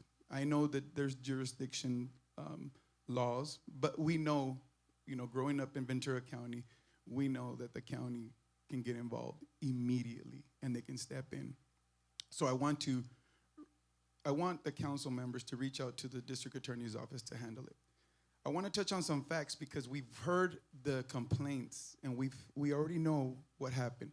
But what are we going to do as a community to change what is happening here in Simi Valley? I want to touch on some facts. There's about 125,000 people in Simi Valley. Sadly, there's only 30 churches registered here in this city. That leaves that gives us about 10,000 seats in this whole city to have religious practices and beliefs installed to families and to children. There's only 2 youth foundations. There's the YMCA and the Boys and Girls Club for roughly 16,000 kids. Let's do the math. How many seats does that YMCA seat and how many seats does that Boys and Girls Club have for 16,000 kids in Simi Valley? There's 27 schools, 18 elementary schools, 4 high schools, and 3 middle schools, and we only have 2 places for youth. Simi Valley, we need to do something. We need to change because what vision do we have for our children? There's only 2 libraries, one of them public and one of them a presidential library. So if we need to stem the root of this division that is happening in Simi Valley, we need to create something for our youth. So I'm speaking to you council members and everybody in this community. We need to change, and we need to change it at our youth. So I want to sit with all of you at another meeting, and maybe we can come up with some visions to launch for Simi Valley, to create a change, to come together with love and unity. I heard Council Member Elaine say that there is a youth group. There is a youth council. We need to get more youth councils that are diversified with Latinos, with every ethnic background that is available.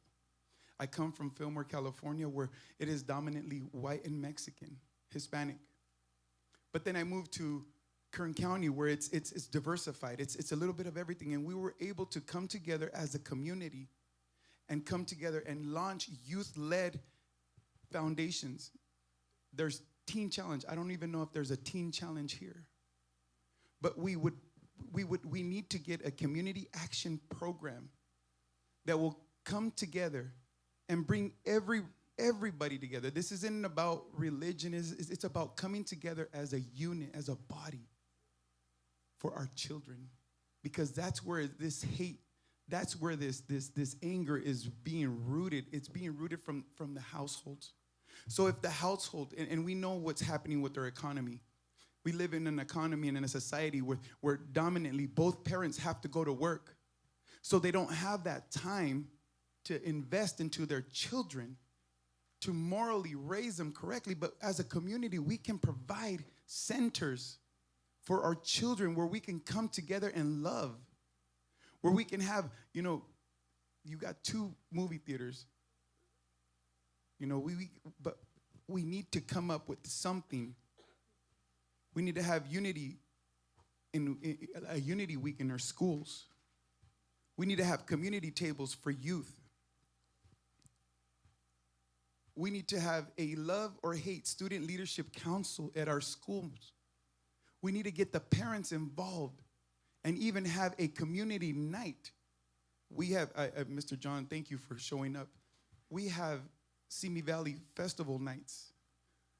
Recently, I was speaking with our lead pastor, senior pastor, Apostle Paul Bishop, and we want to get a life nights where we can come together and invite the whole community to come together. Not just the Simi Valley Town Center has the one event where all the vendors come together, but not only just once or twice a year, but on a monthly basis. And we want every church to come together. We have 10,000 seats for 130,000 people. We offer seats to love on people at churches. We need more love. So I want to ask you, council members, and I thank you for your time, that we consider having a meeting to have a resolution, because we've heard the complaints and we've seen what's happening. I grew up in Fillmore. I know the history of Simi Valley. I don't need to elaborate on it. We know what is happening. We want to invite, I'm saddened that the chief of police, Chief Shorts, is not here, not present, to stand and support Michael and support the rest of the community, because they are here to protect and to serve. They are primary. They should have been here, and they should have been at the council meeting. So we expect this from our community leaders, and I thank you. I honor you. I honor you both for taking the time. Thank you. If I could, I want to make it absolutely clear that I wasn't trying to downplay the incident that happened. I, too, want the people held responsible to the fullest extent of what they could be prosecuted for. But the aggravated battery can go down to a misdemeanor all the way to a felony. I'm just making that clear. I do want the fullest extent of whatever prosecution they find evidence for to be carried forward on these perpetrators. And I agree with your sentiment. We do need more things in Simi Valley. I would love to have more events. The Chamber of Commerce's street fairs, we have them twice a year. They're great. I wish we had them more. But again, John can tell you how much those cost to put on. And since the mayor's here, I'm going to excuse myself because we can only have 2 people here at any one time. Thank you very much for having me. Thank you for answering questions, for bringing clarity, and we want to thank you greatly. Thank you so much. I hope it was helpful too, by the way. It was. Thank you. Sorry for what happened, but Thank you. we're not going to fix it, but we're going to make it. I'm good Thank you, Mayor Pro Tem, Judge. I appreciate it. I apologize for being late. I had a prior commitment, but I'm finished a little bit early and wanted to make sure I was here. Michael, I'm so sorry for what happened to you. And we don't have any place for racism in our community. And that's what we need to share. That's what we need to get out there. And that's what I'm hoping we together can do that. So thank you.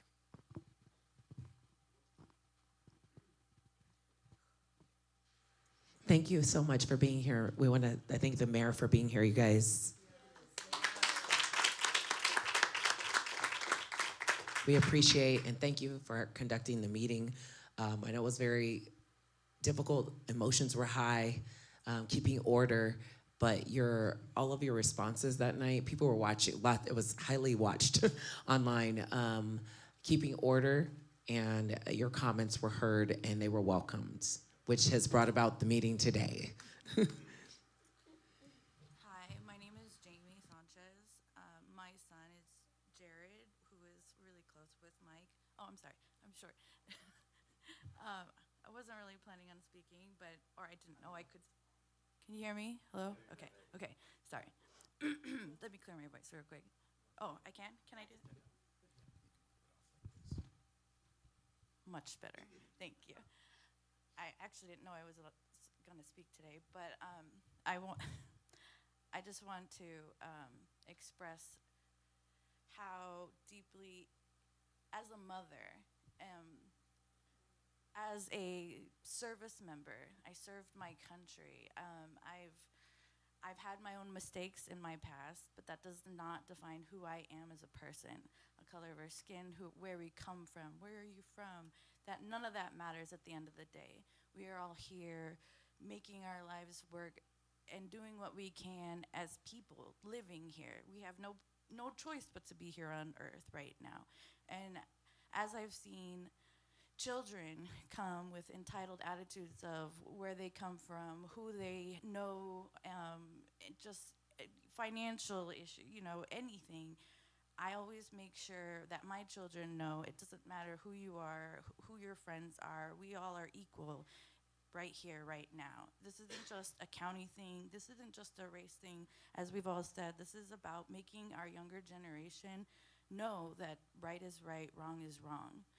Teenagers are teenagers. I've heard that so many times in the last couple days, but what are we doing as parents to make that a difference? This isn't just something that's gonna change overnight. This is something that we have to continue to make sure change happens, to continue to make our grandchildren make sure that there is still change, that there is still rights.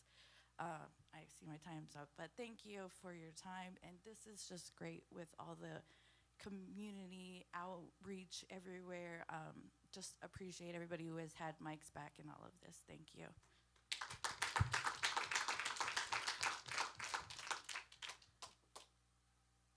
Hello, everyone. My name is Rico Elise, and I am a resident here in Simi Valley. I am a father here in Simi Valley. I'm a husband here, and I go to church here as well. And the things that happened to Mike are definitely completely unacceptable. I want to share a scripture, 1 Corinthians 13:11. It says, "When I was a child, I talked like a child, I thought like a child, I reasoned like a child.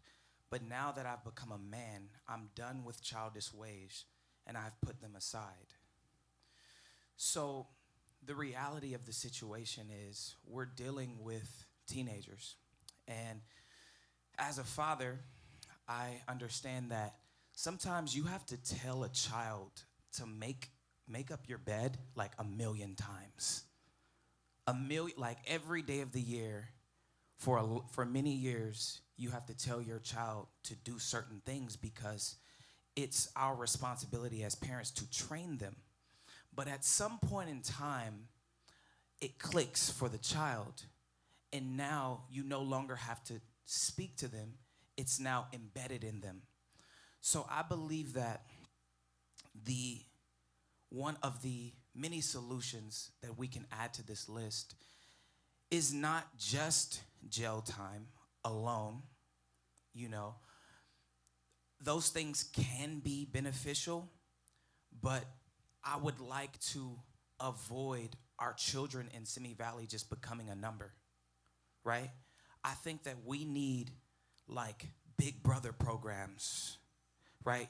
So if a child commits a crime, then, sometimes people get like community service, but it can be like, no, now you are required to go through this program. You have to meet with this big brother or this mentor or this father, right? You have to do this many hours and be trained and taught, so that these principles can be embedded into our children, into our teenagers. And there's one thing that I believe, and this is also a scripture that I really hold dear to me, but if you train up a child in the way that they should go, when they get older, your teachings will not depart from them. So let's train our children, let's build them up, and let's find programs for them and for our future children. Thank you.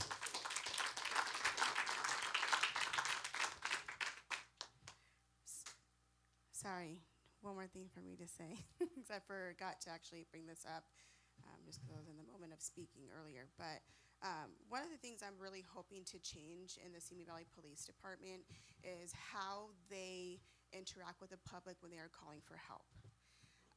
When I made the only report that was ever documented in this horrific hate crime was the only call that was made at my house was because I called to make the report.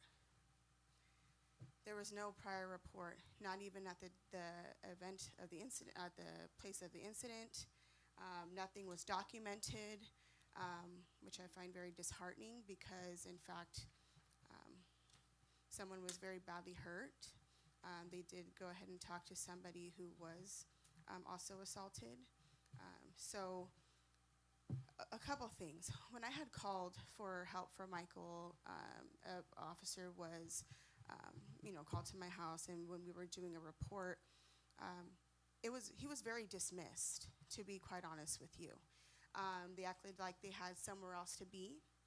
They acted like it was, when I had mentioned one of the assaulters was a colleague's son, they didn't even feel like they wanted to even put it in the report. They wanted to be very passive when it came to this individual. And then it's very disheartening because this is not the only time that I've had to call the police department for my children's help. As you've heard before, earlier this morning, my daughter has had some incidents with some certain people, my son as well. I mean, we've had our fair incidents here in Simi. And I was born and raised here. I have no problem telling you my age. I am 36 years old. And I went to elementary school here. I went to daycare here. I went to elementary school. I went to high school here. So a couple things I would just hope we can change, and maybe you can go within and maybe better training when it comes to the police officers, that these people who are assaulted, okay, one thing real quick. Hopefully that changes. Amen. So also on the citation real quick, sorry. I'm looking at the citation here. When people even just get a speeding ticket, there is a date of a court of appearance. On these citations, there's not even a date to show up for court. On the citation reading, it says reason for stop, battery investigation. Not sure what needs to be investigated when there was many pictures, videos, confessions. My daughter and her friends did the work for the police department. 18, hire her. She did the work for them. The officer said, I'm not gonna be on the clock till Tuesday. If I don't get back to you right away, someone will reach out. Not one person has reached out to Michael. Not one person has reached out to me in addition to. Haven't heard a word. So it really is mind-boggling to me when a group of people, I'm not even gonna say teenagers, they are almost 18 years old, they know better. There should be a court date on here, and it shows reason is investigation. So technically, they're not even charged. It's just showing that this is being investigated. So when they want to put out NICSL reports, they need to make sure they are very specific and not misleading. So on here, it should say arrested. They're not arrested. It says investigation. Big difference. So I'm really hoping that when people start calling for help, people are heard. I feel like at this point, I can't call the police for help, to be quite honest with you, because I'm not heard. My kids are dismissed. I was dismissed many times, and I'm a resident. I was born in Simi Valley Hospital. I hope that is changed within, and Mayor, I hope you will do the due diligence in your place where you hold to make that happen, because I love this community no matter what. I was, like I said, born and raised here. I really hope that you can make that change. I get you have another job, but at the same time, it's a full-time job running a city. So if we can just get that handled, that would be wonderful. Thank you. Can I respond to that? Okay, thank you. I know I made a comment the other night about part-time, sorry. That's just because of my scheduling. I have a regular job that I work at, but being a mayor is 24 hours, no matter what. I get calls at 6 a.m. and 6 p.m. and, all types of things. But I agree with you. We need to look at this from internally. I personally know our district attorney, Eric Nasarenko. I know the chief will be working with him. We will be looking at everything. We want to make sure everything is fair and is done correctly and to the full extent of the law. I'm the daughter of a police officer, and I was taught, don't you ever do anything to embarrass your father. So, there's definitely problems here. We're not going to put it under the rug. We're not going to sweep it out the door. It's going to be addressed. It's going to be taken care of. And I can tell you this city council is going to do what we need to do to ensure that we have a safe community for everyone. I recently spoke to a friend. We've been friends 55 years, and she's Mexican heritage. And she just told me yesterday at the street fair at the National Night Out, she goes, Dee Dee, I was scared half the time at school. And I'm like, you were? And I said, I never saw that. She goes, because I hid it very well. And so that just really tore me up. We've been friends for so long, and for her to, to just share that. So I'm going to be reaching out with her and with others, and hopefully this is the start of something good. Giovanna did a great job, and I was very impressed by her and the group that came from Moore Park College. So I've had a lot of compliments on you and your team, or your group that were there. And I believe Simi Valley High School was also there, so we'll be reaching out to them too. I think this is great for our community. I've driven by this church multiple times, but never had the opportunity to stop in. So this has been really grateful for me. I see friends, people I do know, people I am going to get to know. And I think we're going to do our best, aren't we, Joseph? Councilmember Ayala, we're going to make sure we take care of things. What I would say is, regardless of the situation or anything, right? When I walked up today, they had a security guard out there, the one, and I said, I've never seen in Simi Valley someone say, before you enter, I need to check you through security. And my daughter's 10 years old here. I don't want to have to take her to places and she's ask me, why do we have to have security at the door? And so, yeah, that is not who we should be. I'm not going to say that's not who we are, because you guys may feel that's kind of who we are, right? But that's not who we should be or who we should aspire to be. And for those of us, especially, a lot of parents came up and have kids in the city. And like I said, my daughter's going into just 5th grade. And I'll tell you this one little story, because I like telling stories. But when we had the burglary, at the jewelry store a couple months ago, she saw it on the news. And she said, you mean we have burglars in Simi Valley? Wow. And I thought it was kind of nice. I said, for 10 years, she has grown up here and has thought she was so safe that when this incident happened, she can look at me and say, this actually happens in the city we live in. For the whole 10 years of her life that she's grown up here, she thought this was just a place for her to be safe. And I want to make sure that, and I told her, there's always going to be bad people, but there's always going to be a lot more better people. Amen. And I want her to be able to continue to grow up in this community as a Mexican girl of color, right? Knowing that she is going to be safe.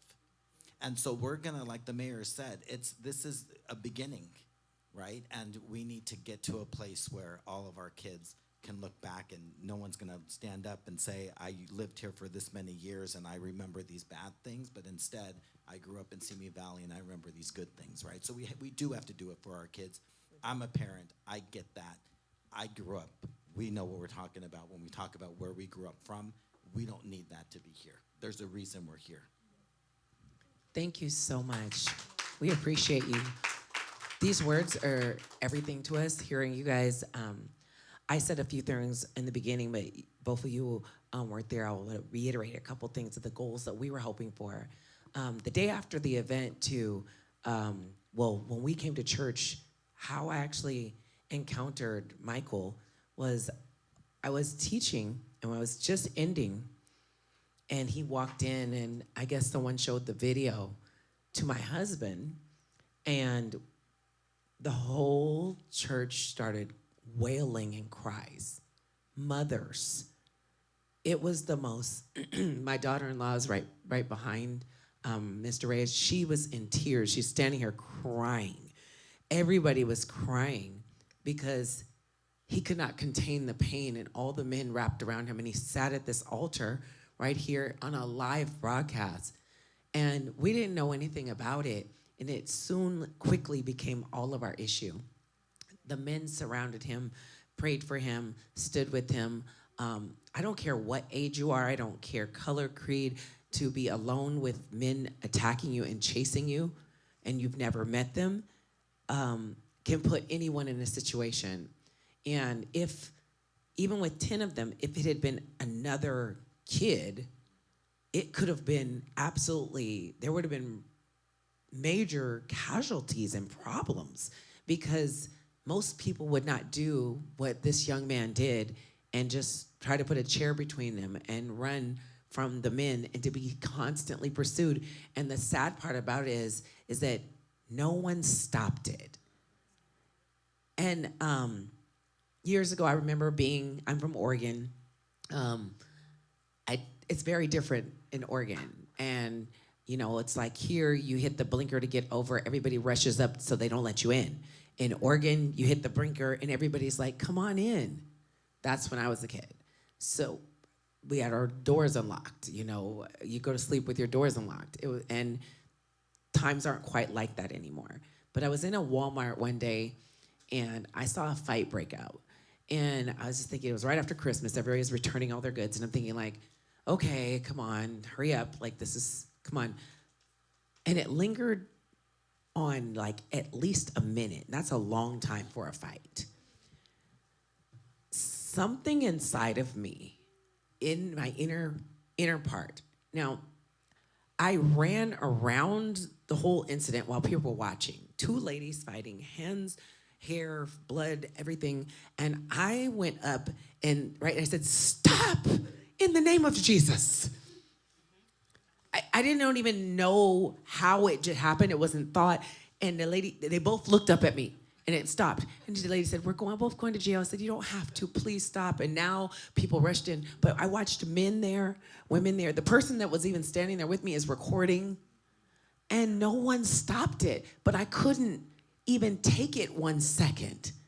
If we are a place that allows people to be abused, I don't care if it was girls there, guys there, you have to stop this. Enough people jumping up to say this is not okay is what we need to say stop it. Think of it as your own child, as your own cousin, your own nephew, your own son.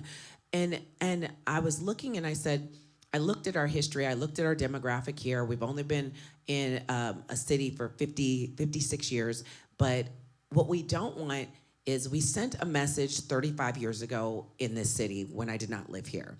And that message, the whole world has stamped Simi Valley with that message.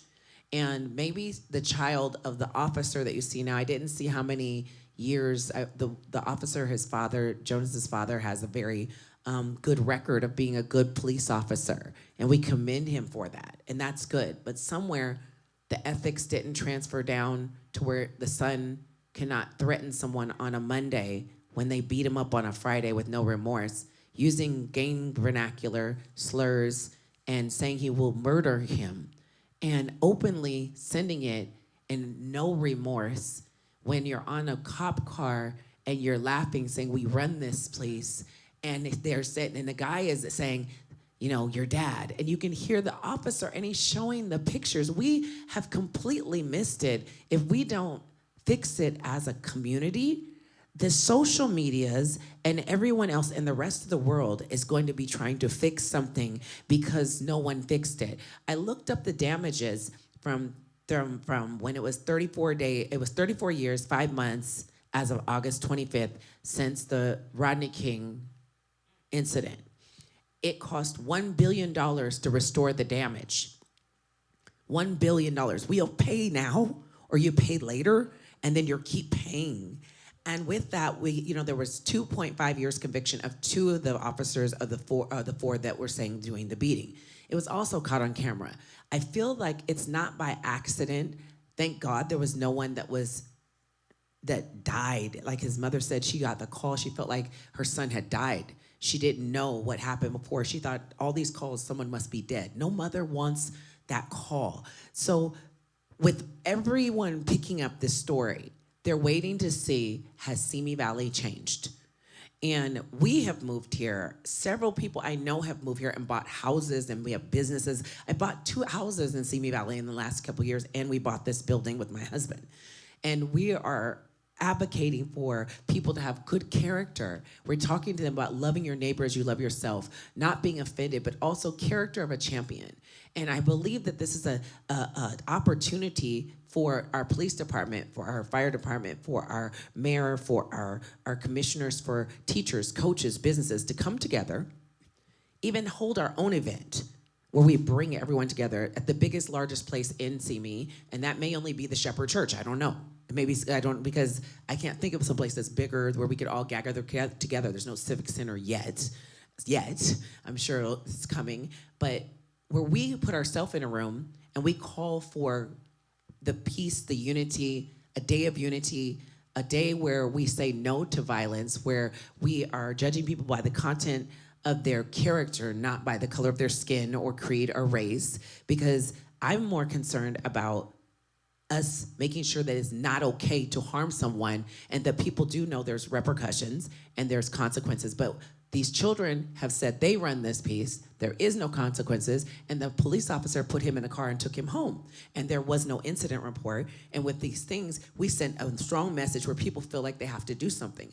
The last thing I said to them was that 45 minutes down the block, there are very serious gangbangers that they feel like they need to pay, and I don't want them here. I don't want children to feel like they have to come here to make a point. I don't want them to come to this neighborhood. I don't want them to come to the city. I have sons that are in high school still. My other son went to Simi as well. I have a son that has a character award, several character awards, and he's on the football team, and he has wonderful, wonderful accolades. Then I have my other son that's had issues at Royal where they're not protecting kids with special needs and they're allowing them to be abused and different things that are happening. And I've met 5 times with them, and only to allow them to say, oh, it's okay for the guys to do grab booty. It's okay for the guys to do this, and they're just playing around their kids. But this is not playing around, it's scarring. It's scarring. So I believe that it's an awesome opportunity for us to send a very strong message that we are not tolerating these things, to rally us together with leaders, officials alike, and send, whether that day we all wear a certain color, we wear certain shirts. That, I wrote it down, there was something that was said, we said a couple things that you guys have said, we've written down, that we thought would be effective. But that our city is hitting back and saying, no, this is not okay. There are repercussions. If we have to create a new law and create new rules, regulations, and policies and procedures, if we have to have a task force that is able to go around to schools and the kids are meeting in these areas, then you're policing those areas. And the children should be, the security guard, if to my understanding, you begged the security guard to ask you for help. Is that what I heard? Is that what happened? Yes. He asked the security guard who would not call for help. He called for help, but when they chased me and they were approaching me, he just walked away. The security guard walked away. So we're not protecting. And my kids go to that movie theater. We go to that movie theater. Now I'm like, I don't want you going to that movie theater. I don't even want you hanging out. And I've heard so many parents saying they don't want their Latino kids and their African-American kids even going to the movies. I love Boba Time. I'm there all the time. I don't want them in front of Boba Time. I don't want you going over to the Panda Express that's right there because it's in that same parking lot where the kids were just trying to be kids. He's just left youth group. He's not attacking. They asked him, are you cool? He said, I'm cool. You cool? He said, yeah, I'm cool. They walked away. They came back with their shirts off, and they knew what was going to happen. His friends left him. And I don't want people to feel like we have to run. It needs to be a safe place. And I think we have an opportunity to send a message before the world wants to create another narrative for Simi Valley. And our goals that I wrote, and then I'll pass them to Gia real quickly before we close, and she'll say the last thing, was to be effective, nonviolent. We are at this meeting because the mayor responded to Gia, who comes to my church, and she went to the council meeting representing the Black Student Union, and she spoke effectively. I say this to all the kids now, please. I said, I know it's an emotional moment, but I said, put your emotions and your feelings and the facts together on a letter, put it in ChatGPT, and take out all the emotion. Let's get some bullet points, because you have to be able to be heard. And in order for us to be heard, you have to be able to state facts. And I said, and people can hear facts. And she did a really great job of doing that, and I want to commend her on that. We want to be effective, nonviolent. We want to have accountability. We wanted to protect Michael Robinson and also bring justice about to the situation. We don't want anything to be hidden, but everything in the truth to be revealed, including the videotapes from that parking lot, and everyone to surrender those things so we can see every angle. To protect those who are scared in our community, to feel safe, to protect the reputation of our police department, of our city, and the values that they uphold, to protect the kids who were even attacked. I don't want to see anybody attack them or catch them by themselves, and it's a situation where someone feels like we need to teach you a lesson. And now something is wrong, because I've told my kids I said, people can start fights, but you can never determine how they end. And people have had a fight, and then someone didn't come home, and they've died in a fight. So we want to protect the parents who are scared and defensive of their children and deflecting, but knowing that you have to also teach your kids that you cannot cover such wrongs, that you have to, sometimes children have to go through something now so that their future is bright and that they get a future. You want to live what you preach, and you have to, if you're living honesty and truth and you're an officer, that you need to also have those same, if not more, rules more important in your own home. We want to give forgiveness, grace, mercy, and a plan of action of rules and regulations, policies, procedures, and that we could have signed even, or schools that have advocates where school-age kids will have to sign policies and that they know that there's repercussions. The mission of this city is to deliver excellent services to our community by providing a safe and healthy living environment, sound fiscal management, responsive. It's customer service as an atmosphere that encourages community involvement and volunteerism, and a local government that is accessible, effective, accountable to its citizens. I'm asking for all of us to be accessible, effective, for us to be encouraging and create this atmosphere where we're accountable, which is our Simi Valley mission statement. We're not asking anything more than what the mission statement has said, and I would say that our community action should be to love your neighbor as you love yourself. Thank you. We did have Real one quick, more. one more thing, just before you wrap it up. I want to say thank you for doing this. What this is bringing out, I think, is going to be a great change. You know, there's many people in the city that don't have these experiences that you're sharing. Not just from Michael, but everybody else who's shared today. And I think, you know, the listen, learn, and love is going to go a long ways doing that.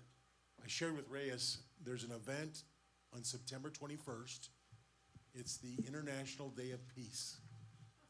And there's a peace committee here in Simi Valley who's having an event at the Duck Park. I think we should rally around this and help our citizens hear the things that you're sharing. Because I think a majority of our parents and children don't know what's happening because it doesn't affect them. But it is affecting them. And it does affect our neighbors, our friends. And I think we need to share that. So I shared the flyer with Reyes. John Tolson with the Chamber of Commerce, and also happen to be the president of the Simi Valley Interfaith Community Council. Thank you, thank you. My name is Lasanda Cromedy. There's not much that I can say that hasn't already been said today. But as a person of color, and I'm probably the only person in Moore Park that has a child right now. I have a 10-year-old. Raising a person of color, I want to teach her who she is before the world makes her doubt who she is. So, but with the incident that went on, you know, she's gonna doubt, like, oh, maybe I should not just diminish herself. So, we, as BSU of Moore Park College, are willing and to be a part of the community. So, like somebody said, I don't know who spoke. I'm sorry, I can't remember who you were. We need more mentorship. We need those programs. As BSU, we are willing and able to help with that. So, sorry, that's all I gotta say. Thank you, Latanda. I want to thank my prophet and my apostle. Thank you for hosting this event. Can we clap for them? Love you guys. I want to thank the Chamber of the Simi Valley City Council members, the mayor, and Mr. Ayala. Thank you guys so much for coming. And Mr. Tolson, clap for them too. Thank you so much for being willing and for wanting to hear from us. It makes us feel like our voices are heard. And so I just want to thank you guys as well. I want to commend everyone here for speaking, for having the courage to speak up, especially our young people back there, our young girls. I love you guys. Thank you so much for speaking up and coming dressed up. It's really amazing to see. And I just want to say again that for some of us, this situation may not directly impact us, maybe because the color of our skin or for any other reasons, but I want to encourage you to step into the shoes of Michael. I want to encourage you to step into the shoes of the young people in Simi Valley. I want to say to Michael, we love you. The BSU, we're here to support you. That's why we're all sitting here in our suits, because we stand with you, and we want to connect with you throughout the semester and love on you. And so we love you, Michael. Thank you for being bold and open and sharing. We honor you. Thank you. Lastly, I do want to reiterate the things that we are requesting from the city. So our goal here is to foster safety, equity, healing, and opportunity for the Black youth in Simi Valley. We are requesting a formal public apology from the mayor and from city council about this situation. We are requesting a third-party investigator. We are requesting public communication updates, as well as specific trauma-informed care for Michael. We want Michael taken care of after this horrific event.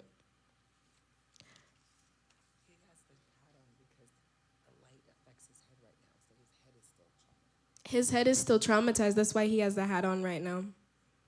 The lights are too bright. We also are, we're going to be planning for the All-In Community Day. And we personally want to request an increase of Black representation in city leadership. It's very important for us to see ourselves and see representation as we are citizens and we're young people here. We also are requesting more conversations like these possibly table dinners, possibly more meetings where we can sit and talk directly with you as the Black youth, as the Black population of Simi Valley. And again, we do thank you for your willingness and openness, and we're excited to continue building this connection. So thank you. Thank you. I do want to thank my team, Isaac, Sakari, and Latanda. They're part of my BSU board. They are committed and dedicated, and they love the community, and so I love them, and we're so happy to be here. Thank you. And we'll see about having another follow-up meeting. This was what we got together in one day. I believe the meeting was Monday night, and we should be coming to more council meetings. We're saying that we want them to represent us more, but we've got to apply. One, there's a process. Two, find out what the needs are of the city and how we can meet those needs better. The first thing we did when we opened a church here and we came here, we found out what were the needs of the community, and then several of our team with Michelle and Reyes and my husband and some others, we encouraged our team to begin to apply for positions, Parks and Recreation, school board, commission positions, and so we can see where we can make a difference. So I would encourage us to be a solution and to bring options and not just create an idea, but be an idea and actually carry it all the way through to the end. And this is where we can be effective and not just speaking, but having actions. I like to tell people you learned everything you needed to learn in kindergarten, and one of the best things we learned was show and tell. So we need to show and we need to tell it. So don't just say it, but let's be what we want to be, and let's create that environment. So next time we come here a year from now, we can actually stand here with the victory that we actually joined together and we made a difference in this moment, in this time, that we weren't just talking. But everyone came out, they altered their day, they altered their meetings, some came a little late, others left so that other council members could be here. The council members are here, but this won't be the last thing that we do. We will follow up, we'll follow up with you. We'd love to keep the relationships and see what we can do about bringing about a better Simi Valley, and that we're making sure that the policies, the rules, regulations are changed so that we can feel safe in this community and know that the voices are heard here. And thank you for hearing us today. We felt heard, all of us, Mayor. We heard you, and we thank you for hearing us. Thank you for being here. We appreciate you, Ayala, right? I'm so sorry. Commissioner Ayala. We appreciate you so much, and we thank you for your voice and that you came. And everyone that spoke, we appreciate you, and we thank you. this meeting is adjourned at 11:07. today, which is 8/6/2005. Thank you for being here. God bless.